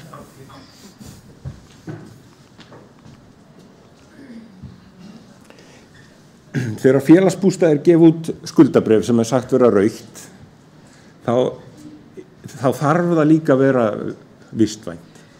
Ef maður ætlar að taka þátt í sjálfbærri þróun. Ef eitthvað grænt, þá það ekki bara grænt. Það hlýtur að hafa jákvæð áhrif á samfélagið og ef það greitir vextir, þá fellur hugmyndin að hvíta svæðinu Skörunin ekki bara efnahagsleg, það ekki bara verið að fá frábæra vexti, þetta hefur jákvæð áhrif á samfélagið, þetta hefur jákvæð áhrif á umhverfið og þetta ekki A til B, þetta stöðug þróun. Við munum aldrei enda á einhverjum einum stað í sjálfbærni þróun, þetta bara eins og það alltaf nýsköpun. Við þurfum alltaf að gera betur. Og við gerum bara að mér finnst betur á milli ára og markaðurinn hefur tekið stakkaskiptum á 3 árum. Það hægt að sýna ábyrgð í dag. Það betra og auðveldara að sýna hana með einhverju skipulagi og GRI-staðallinn einfalt skipulag utan verðmætasköpunina, umhverfismálin og félagsmálin. Þetta 3 staðlar. Þetta reyndar mjög mikið á texta, orka náttúrunnar fór af stað í GRI en ég held hafi farið yfir í Nasdaq af því að þetta flókið. Aðalatriðið að leitast við að sýna ábyrgðina og gera það sem við getum til þess að bæta upplýsingum við þannig að þeir sem að spurja sig að því eftir 2 ár, þessi yfirlýsing sem var gerð þarna loftslagsfjárfestingar eitthvað að gerast í því hjá okkur? Það birta einhverjar upplýsingar? Og það erum við að gera og ég hvet ykkur til þess að fara inn á okkar ársskýrslu. Ég auðvitað með 2 hatta hérna, annars vegar fyrir Landssamtökin og tala fyrir hönd margra lífeyrissjóða en í forsvari fyrir þennan sjóð. Þetta auðvitað ein leið að birta á netinu og að reyna sína ábyrgð og vonandi tekst okkur að rísa undir því trausti sem okkur sýnt með því að halda utan peninga ykkar í 40 ár og greiða ykkur þá hægt og rólega tilbaka á 20 árum. Takk fyrir. Takk fyrir. Það fór ekki svo að tæknin væri aðeins að stríða okkur. Nei. En þetta var gott hjá þér, ég klikkaði því það var alltaf bara one click away, það bara svolítið þannig. Takk fyrir þetta, mjög fróðlegt og sko mér langar aðeins að spyrja þig út í PRI-stalana því að nú voru einmitt lífeyrissjóðir sem að Reykjavíkurborgar aðila, bæði Brú og lífeyrissjóður Reykjavíkurborgar aðali að því að skrifa undir og þetta var allt saman gert í haust ef ég man rétt þegar að COP-ráðstefna, loftslagsráðstefna Sameinuðu þjóðanna var í undirbúningi. Og mín spurning kannski svolítið til þín og kannski nú ætla ég að fara aftur í upphafi því að ég var partur af því 2010, 11, 12 þegar við byrjuðum að ræða samfélagslega ábyrgð á Íslandi þó að hún hefði nú verið aðeins byrjuð erlendis. Mín spurning svolítið við erum með mikinn vilja og heilmörg tæki og tól og við höfum kannski aðeins eftir að þétta það það hvernig við veitum upplýsingar í framtíðinni og mælum okkur og svona tengjum okkur saman. En traust á markaðnum fyrir þessa leiðir, fyrir bæði þann samfélagslega hluta og líka fyrir græna hluta? Hvað metur þú? Nú búin að vera í þessum bransa í 17 ár. Og þetta hefur alltaf verið inni. Þetta bara hversu mörg fyrirtæki hafa verið að reyna að greiða starfsfólki bónusa til hvatakerfi til að fá félagsauðinn, mannaflan, taka þátt í menntun, Háskóli Reykjavíkur þetta eitthvað samstarfi atvinnulífið. Við erum búin að vera aðeins í 20 ár. Og fyrirtæki þurfa á fólki sem hefur menntun og getur til að sinna því starfi sem að fyrirtæki ætla sér að hagnast á og þetta bara komið í nýjan búning. Komið í nýjan búning, frábært. Kærar þakkir.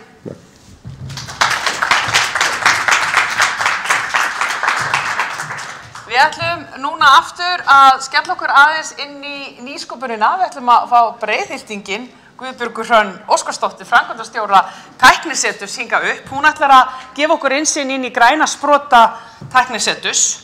En hún hefur í rauninni ætlar að gefa okkur smá innsýn inn í þróun umhverfisvænna lausna auk þess sem hún mun kynna hvernig Tæknisetur getur nýst fyrirtækjum til þess að stunda áþreifanlega nýsköpun. Finnst þetta skemmtileg? Áþreifanlega nýsköpun. Gjörðu svo vel. Takk fyrir það, Þórdís Lóa. Ánægilegt að fá að vera hérna með ykkur í dag, svona in person, tek undir með fyrrum fyrirlesturum hér á alltof oft sem að maður hefur þurft að setja fyrir aftan skjáin. En já, ég ætla hér að koma aðeins og fá að segja ykkur frá Tæknisetri og grænu sprotanum sem með sína starfsemi hjá okkur. Tæknisetur hóf starfsemi í júlí á síðasta ári og byggir þar á sterkum grunni tæknideildar Nýsköpunarmiðstöðvar Íslands. Við bæði hvað varðar sérfræðiþekkingu og innviði. Okkar markmið tvíþætt. Við viljum vera leiðandi samstarfsaðili tæknifrumkvöðla og fyrirtækja og til framtíðar stefnan að virka með okkur fleiri eigendur sérhæfðra innviða eins og háskóla og tæknifyrirtæki til þess að vera vettvangur sem tengir notendur og eigendur sérhæfðra innviða og þekkingar. Í dag þá rekur Tæknisetur 6.300 fermetra húsnæði á Keldnaholti og þar að finna bæði sérhæfða aðstöðu, tæki og búnað sem tæknifyrirtæki og sprotar geta leigt. Hjá okkur starfa reyndir sérfræðingar sem að veita tæknilega þjónustu og ráðgjöf og auk þess Tæknisetur samstarfsaðili fyrirtækja í fjölmörgum rannsóknar og þróunarverkefnum. Í dag eru yfir 20 fyrirtæki með starfsemi sína á Tæknisetri og þar af eru yfir helmingu þeirra með beina græna tengingu og ég ætla svona að fá að segja ykkur í örstuttu máli frá verkefnum þessara sprota. ABC Lights að hanna tölvustýrða hátæknilausn fyrir gróðurhús, að ræða litrófs- og hitastýrða lýsingu sem eykur framleiðslu og dregur úr orkunýtni, orkunotkun, ekki orkunýtni, eykur orkunýtni. Surova að þróa fullkomlega sjálfvirka ræktunareiningu þar sem allir þættir ræktunarinnar stýrast að gervigreind. Þetta verða skalanlegar einingar í nánd við verslanir sem að stytta aðfangakeðju og flutninga og draga þar með úr kolefnisfótspori. Vaxa Impact Nutrition að þróa, með nýja vísindalega nálgun á matvælaframleiðslu þar sem að þörungar eru grunnurinn að sjálfbærri fæðu. Með tímamóta framleiðsluferli umbreyta þau hreinni orku í mat og framleiða þar með sjálfbærustu uppskeru í heimi, nefnilega örþörunga ríka af omega-3 og prótíni. Arctus Aluminium í nánu samstarfi við sérfræðinga Tækniseturs að þróa nýtt álframleiðsluferli þar sem að kolarafskautum hefur verið skipt út fyrir keramik og málmrafskaut. Þannig verður engin losun koltvíoxíðs við álframleiðsluna og Arctus hóf nýverið samstarfið þýska álfyrirtækið Trimet áframhaldandi þróun og uppskölun á tækninni. Atmonia sem við höfum aðeins heyrt talað hér áður í dag þróar umhverfisvænar framleiðsluaðferðir á ammoníaki og nítrati fyrir áburð. Ammoníaki má líka nýta sem eldsneyti og framleiðsluaðferð Atmonia án allra losunar á meðan hefðbundin áburðarframleiðsla ábyrg fyrir 2% heimslosunar gróðurhúsalofttegunda. Optitog hafa hannað troll sem byggir á ljósi og flýgur yfir sjávarbotninum í stað þess að dragast eftir honum. Þetta dregur úr orkunotkun við veiðarnar auk þess sem þetta raskar ekki heilbrigðu vistkerfi sjávarbotnsins. Álvit var til þegar brýn þörf myndaðist fyrir umhverfisvænan kragasalla hjá álverum og sérfræðingar álvit stukku til og með þróun á nýju efni. Samhliða vinnur álvit að öðrum umhverfisvænum lausnum fyrir áleiðinaðinn. Bitvinci vinnur að því að bæta verulega drægniútreikninga í leiðsögukerfum rafbíla með því að taka veður á leið með inn í reikningin, en drægnikvíði langalgengasta ástæða sem að eigendur olíu- og bensínbíla gefa fyrir að skipta ekki yfir í rafbíl. Betri drægniútreikningar geta því verið mikilvægur hlekkur til að flýta fyrir orkuskiptum. Efnasmiðjan vinnur umhverfisvænar afurðir úr lúpínu. Hringrásarhönnun höfð að leiðarljósi og það að nota Alaska lúpínu sem vex hér á landi sem hráefni gerir það að verkum að fótspor trefjaefnisins verður mjög lítið og Gerosion vinnur að umhverfisvænum lausnum fyrir jarðhita og orkuiðnað en Gerosion sérhæfir sig sérstaklega í hringrásarferlum og hringrásarlausn Gerosion sem Gerosion vann í samstarfi við Elkem nú nýtt í verksmiðjum Elkem víða heim. Ef þið viljið vita meira þessi frábæru fyrirtæki hér, þá endilega hafið samband við mig, ég get tengt ykkur, eða þá þið getið fundið þið á heimasíðu Tekniseturs undir sprotarsamfélagið. Þar erum við líka búin að setja inn lista yfir þau tæki og innviðir sem að við getum búið upp á. Þannig endilega kynna ykkur það. Og sömuleiðis ef að þið eruð sproti eða eru með hugmynd og hafið áhuga á stunda áþreifanlega nýsköpun, þá endilega kynnið ykkur starfsemi okkar og hvernig við getum mögulega komið til samstarfs við ykkur og ekki hika við að vera sambandi við mig ef einhverjar spurningar vakna. Þúsund takkir. Yes, takk Mér langar að spyrja þig aðeins áður en ég sleppi þér. Sko, nú ert þú í þessari hringiðju þarna í Tæknisetri með allan hennar fjölda og gafst okkur innsýn í græna hlutan. Og bara helmingin af fyrirtækinum, þetta ótrúlega flott samfélag nefnilega. Sko, við í græna planinu okkar, að þá erum við með þessar 3 spegla getum við sagt, þar sem við erum að varpa út og það annars vegar þá samfélagslegi þættir, það eru fjárhagslegi þættir og svo loftslagsþættir og við erum kannski búin að fá að sjá hérna hjá þér svona grænu þættina. Ef þú tekur hin öll fyrirtækin, eru þau, getur þú svona gefið okkur smá innsýn inn í hvaða geirum eru þau samfélagsleg, eru þau pjúra business eða hvað? Sko, við náttúrulega erum Tæknisetur, þannig að fyrirtækin sem eru á setrinu hjá okkur stundatækniþróun að langmestu leyti. Og það sem við erum að sjá er algjörlega svona meginstraumarnir eru þessi græni vinkill. Það bara nánast, eins og ég segi, það helmingur og það alveg hægt að toga inn fleiri vinkla hjá öðrum fyrirtækjum sem eru líka grænir. En ég fekk bara 5 mínútur, nei. Og svo það sjálfvirknivæðingin, því að það mikil undiralda þar og hentar auðvitað samfélagi eins og hér á Íslandi þar sem við erum með dýrt vinnuafl, þeim meira sem við getum sjálfvirknivætt í ferlum, þeim líklegra að slík starfsemi henti á landi eins og við viljum vera. Og svo það heilbrigðistækni sem líka mjög bara búið að vera auðvitað lengi, við búið að vera lengi sterk í og höldum áfram að setja fram þar. Kæra þakkir, gangi ykkur vel og góða kveðjur í Tæknisetrið. Takk fyrir. Takk fyrir.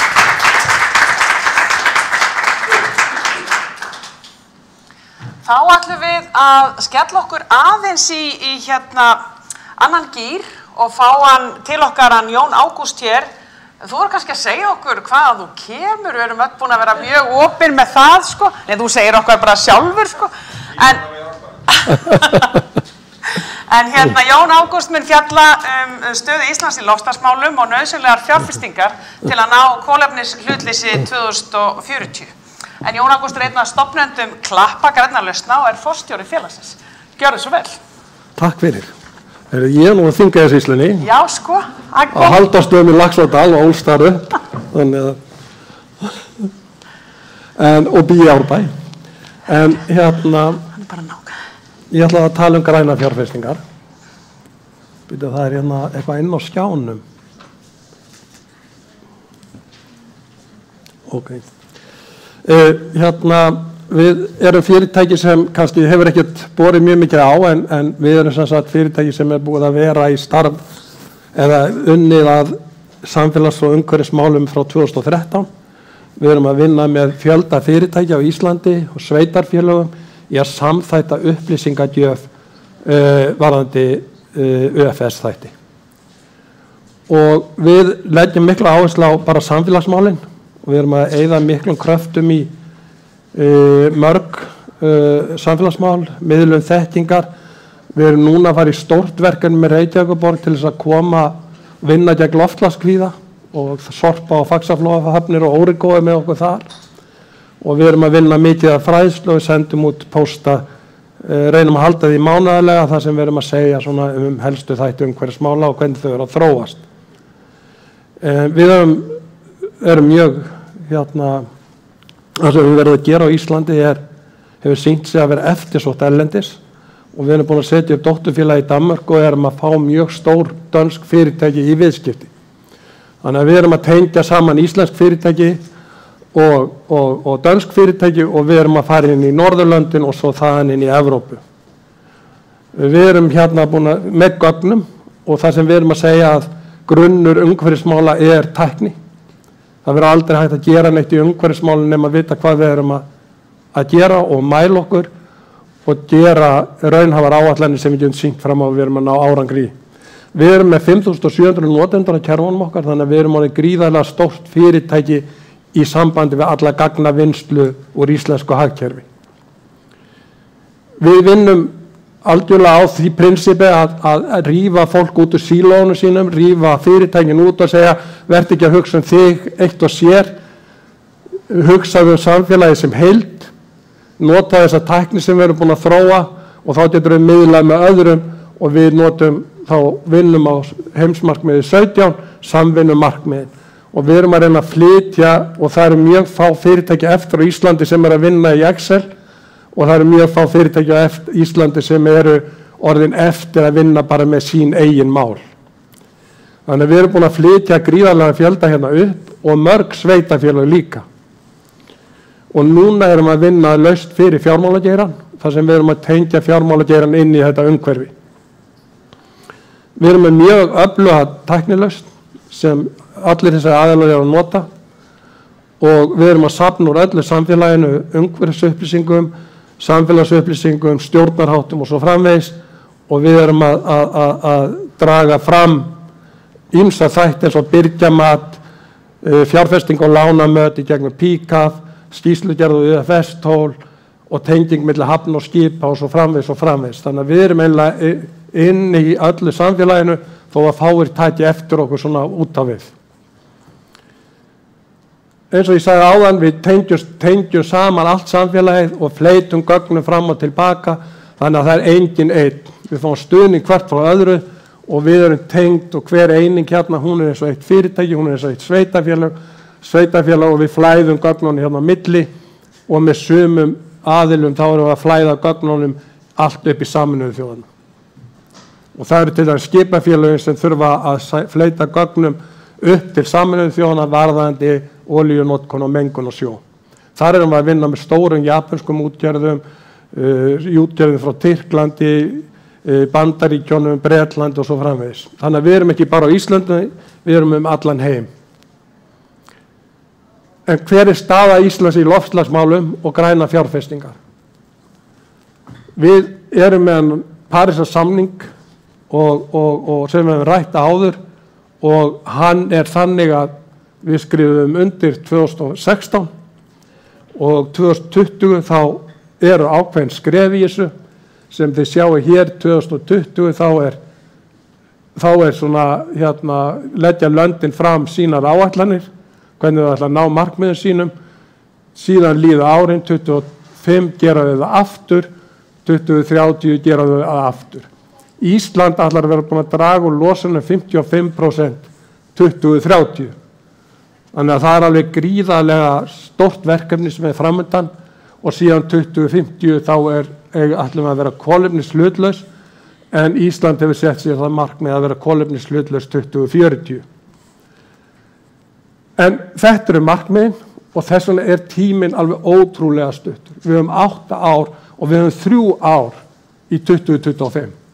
Og það sem gerðist í Glasgow að við vorum eiginlega í okkur veitt tilbaka, við vorum með lélega markmiðasetningu og við höfum ekki náð neinum árangri í loftslagsmálum. Af hverju þessi streita svona mikil? Jú, við höfum að nálgast 450 ppm í loftinu af CO2, við erum komin í 419, 7. júní og við erum að nálgast fyrsta þakið sem 1,5 gráða og við erum að brjóta það og það allar líkur á að við förum að nálgast 2 gráðurnar.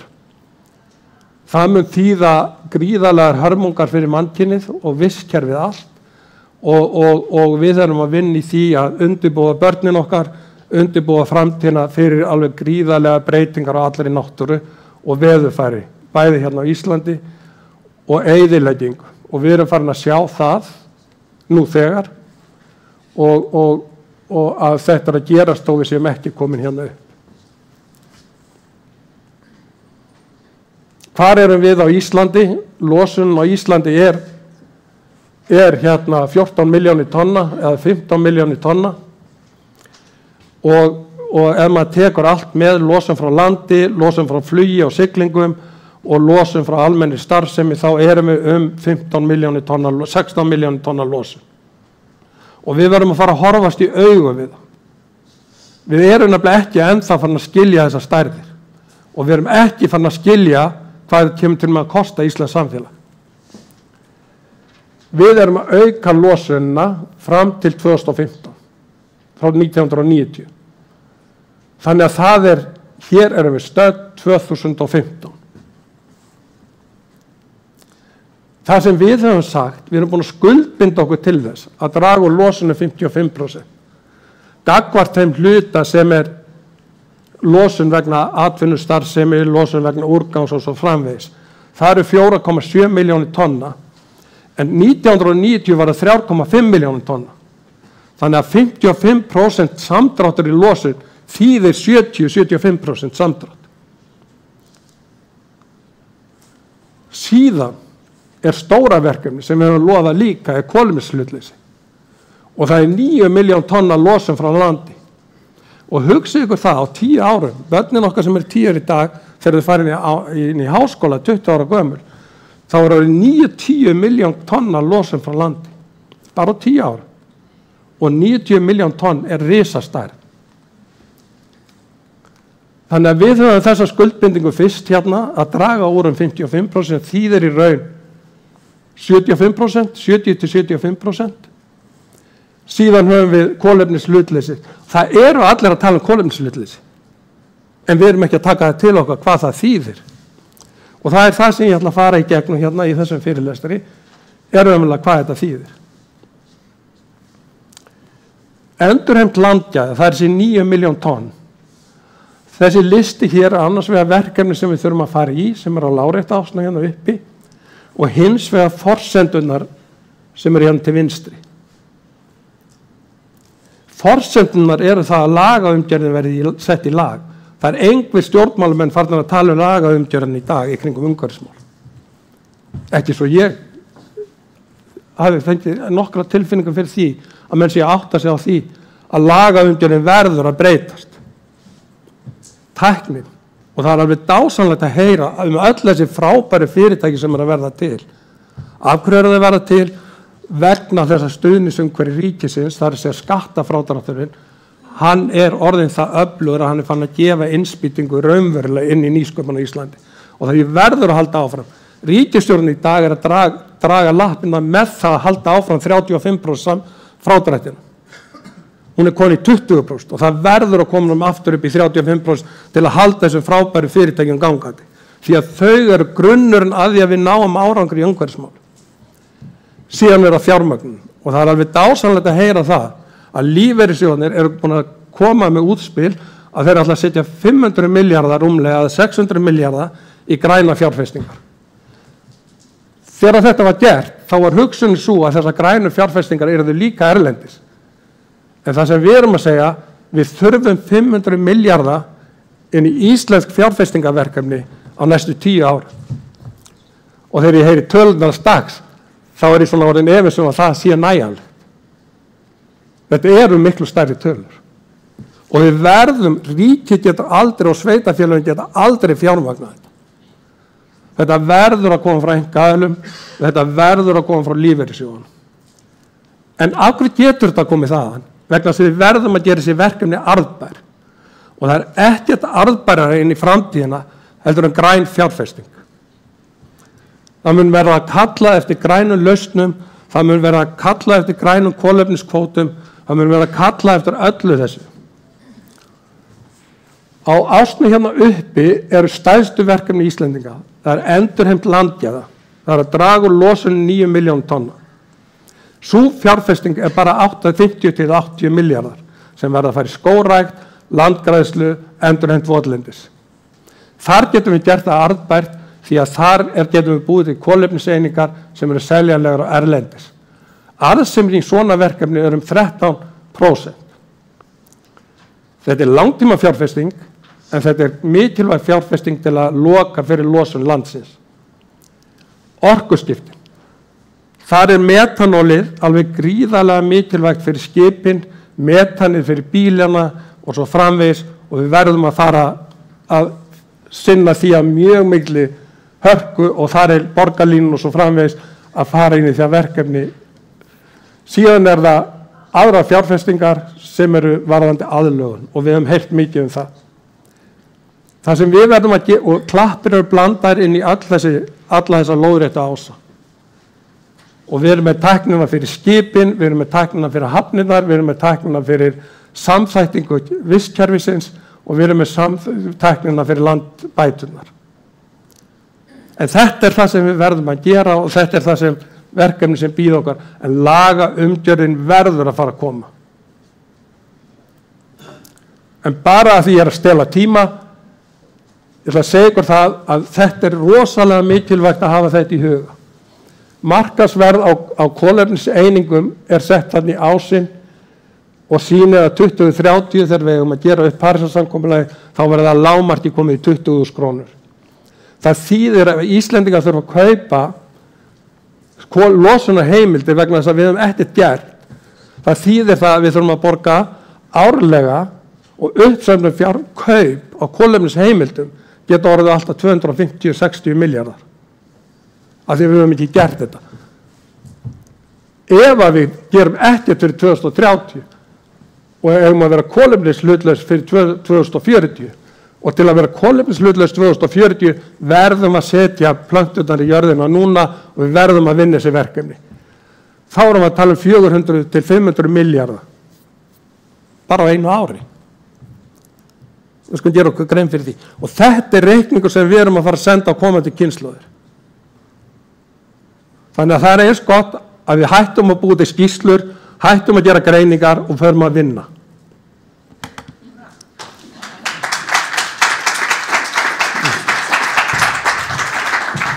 Kærar þakkir, og þetta var hressandi. Endir á þessum degi, hérna hjá okkur allavega. Kærar þakkir, og það er nefnilega mjög mikilvægt að við fáum þessa brýningu. Og varðandi, það er mjög auðvelt að vera svona smá dreymandi í græna heiminum, en átta sig kannski ekki alveg á því að við þurfum að spýta í lófana og drífa okkur að vinna. Mér langaði aðeins að spyrja þig einu, því að þú bæði brýnir okkur núna til góðra verka og að drífa okkur áfram, og við pólitíkusarnir tökum þetta til okkar með lagaumhverfið og berjum okkar fólki á þingi. Lofa því, tek það að mér, en mér langaði aðeins að því að þú í byrjun talaði svo flott hvernig þetta tengist allt saman. Og ég sá þarna verkefnalistanum einum, því að þú ert búin að vera í makró, mér langar aðeins að fá að taka þig niður í mikró, því að ég veit þið eru í verkefni sem er ótrúlega flott og er að ala upp kynslóðurnar sem að verða 20 eftir 10 ár, og það er þetta Penguin verkefni sem þið eru í. Getur þú sagt okkur aðeins frá því? Já, það er rosalega skemmtilegt verkefni. Það er evrópskt verkefni og við erum að vinna með Slóveníu og Norðmönnum og Reykjavíkurborg í þessu verkefni, og Reykjavíkurborg er leiðandi. Og þar erum við erum búin að vinna með Reykjavíkurborg að ná öllum upplýsingum umhverfismál inn í gagnagrunn, og við þekkjum nákvæmlega hvernig skólarnir að menga. Og við erum að taka þessa mengun og birta gagnvart börnunum með öðru viðmóti heldur en við erum með í kerfinu okkar í dag, og við erum að hanna það viðmót. Þannig að þetta verður svona hálfgert leikja viðmót. Og þá geta börnin, og við erum að flytja börnin inn í heim fullorðna. Við erum alls ekkert undirbúin að tala CO2, hvað er það? Hvað er mengun? Við þekkjum það ekki. Í raun vorum við alls ekki undirbúin undir þessa framtíð. En við núna með Reykjavíkurborg ætlum að undirbúa börnin okkar. Við færum þetta inn í starffræðina, við færum þetta inn í náttúrufræðina, við færum þetta inn í eðlisfræðina og svo framvegis. Þannig að börnin sjá hvernig þeirra skóli stendur sig, þau geta sett sér markmið eins og fyrirtækin gera. það, ok, ég ætla að vera með góðan skóla, ok, nú förum við í að draga matasóun og þá sjáðu það á mælaborði skólans. Við ætlum að draga heitavatnsnotkun, við ætlum að draga kaldavatnsnotkun og þá fara þau allt inn að læra það að umgangast náttúruna betur og svo afganginn, þá ætla þau að fara að rækta skó og það er það sem við höfum eftir að tala við borgina það er að búa til svæði fyrir skólana þar sem skólarnir geta farið að byggja upp endurheimt landgæða og þá tengjast þau við plöntunar, það tengjast við lífríkið. Og þetta verkefni, þetta vekur athygli orðið núna Evrópu, við fengum verðlaun fyrir þetta hjá Evrópusambandinu og þetta alveg gríð og Reykjavíkur, þetta verður fánaverkefni Reykjavíkurborgar. Kæra þakki fyrir það, en ég held að sé ótrúlega mikilvægt fyrir okkur líka að undibúa okkur í rauninni undir það, við erum kannski ekkit endilega fólki sem kemur þessu alveg á laggirnar, heldur eru við kannski fólki sem setur mótorinn á stað, en það eru komandi kynslóðir sem muni gera það, þannig að við þurfum að græja það. Kæra þakki fyrir þetta. Takk fyrir. Gefum gott klap. Jæja félagar, þá komið að því að draga þennan fund saman og engin betri en til þess en hún Líf Magnúsdóttir, borgarfulltrúi og oddviti Vinstri græna, hún formaður umhverfis- og heilbrigðisráðs Reykjavíkur og stjórnarformaður Sorpu, þannig að hún búin að vera með undanfarin misseri þetta allt í fanginu. Ruslið og draslið og loftið og skóana og hvað sem Gjörðu svo vel, Líf. Já, takk fyrir að lofa því að enginn sé betur en ég að draga þetta saman. Nú fáum við að sjá hvort það reynist rétt. En ég vil þakka öllu fyrirlesurum sem að kominga vegna þess að ég hef tekið ótal margt með mér og lært talsvert nýtt. Og það svo lifandi samfélag sem við búum í og það eru verkefni í gangi sem óræði ekki fyrir að gætu verið möguleg. Þannig að ekkert okkur í rauninni ómögulegt að gera og sérstaklega við tökum höndum saman og róum í sömu átt og þangað stefnum við, algjörlega. Svona það helsta sem að ég hef að segja þennan fund og það sem að ég velti í rauninni fyrir mér hvaða mælikvarðar voru til í fortíð sem að við erum að losa okkur við í framtíð og í samtímanum. Hér höfum við alltaf þurft að mæla allt eftir einhverju efnahagslegri velsæld. En við erum bara komin á allt annan stað. Hvað skiptir okkur máli? Loftslagsváin okkar stærsta viðfangsefni og við þurfum að ná tökum á henni. Og það ýmislegt að gera og það ekki bara þessi stóru stökk í lífinu og sérstaklega þá í okkar litla samfélagi eins og Gaia, eins og Borgarlínan, eins og rafvæðing Hafna, heldur það allt þetta litla. Og ég hef stundum sagt að græna planið í rauninni bara græni hnykillinn af því að það eru þessi þræðir út allt sem að við reynum einhvern veginn að veiða saman í þetta verkefni sem samfélagið. Ég til dæmis, þegar við komum að loftslagsáætluninni að endurskoða hana, þá voru nýir þættir til dæmis settir inn. Og það bara í rauninni stutt síðan að við gerðum okkar loftslagsáætlun fyrir Reykjavíkurborg og við erum samt sífellt að endurskoða hana, vegna þess að það alltaf eitthvað nýtt að gerast. Nú til dæmis bara byggingaiðnaðurinn okkar stóra verkefni. Hvernig ætlum við að kolefnisjafna hann? Hvernig ætlum við að nýta það sem að við rífum niður í að byggja upp eitthvað nýtt? Og þetta í fanginu hjá okkur öllum. Eins og kom fram hér að ábyrgðin okkar allra en þar gegna stjórnvöld að mínu mati einu veigamesta hlutverkinu. Eins og Jón fór hérna yfir hjá Klöppum varðandi bara lagaumgjörðina sem við setjum. Reykjavíkurborg getur búið til svið, búið til rými fyrir eitthvað að fæðast og styrta.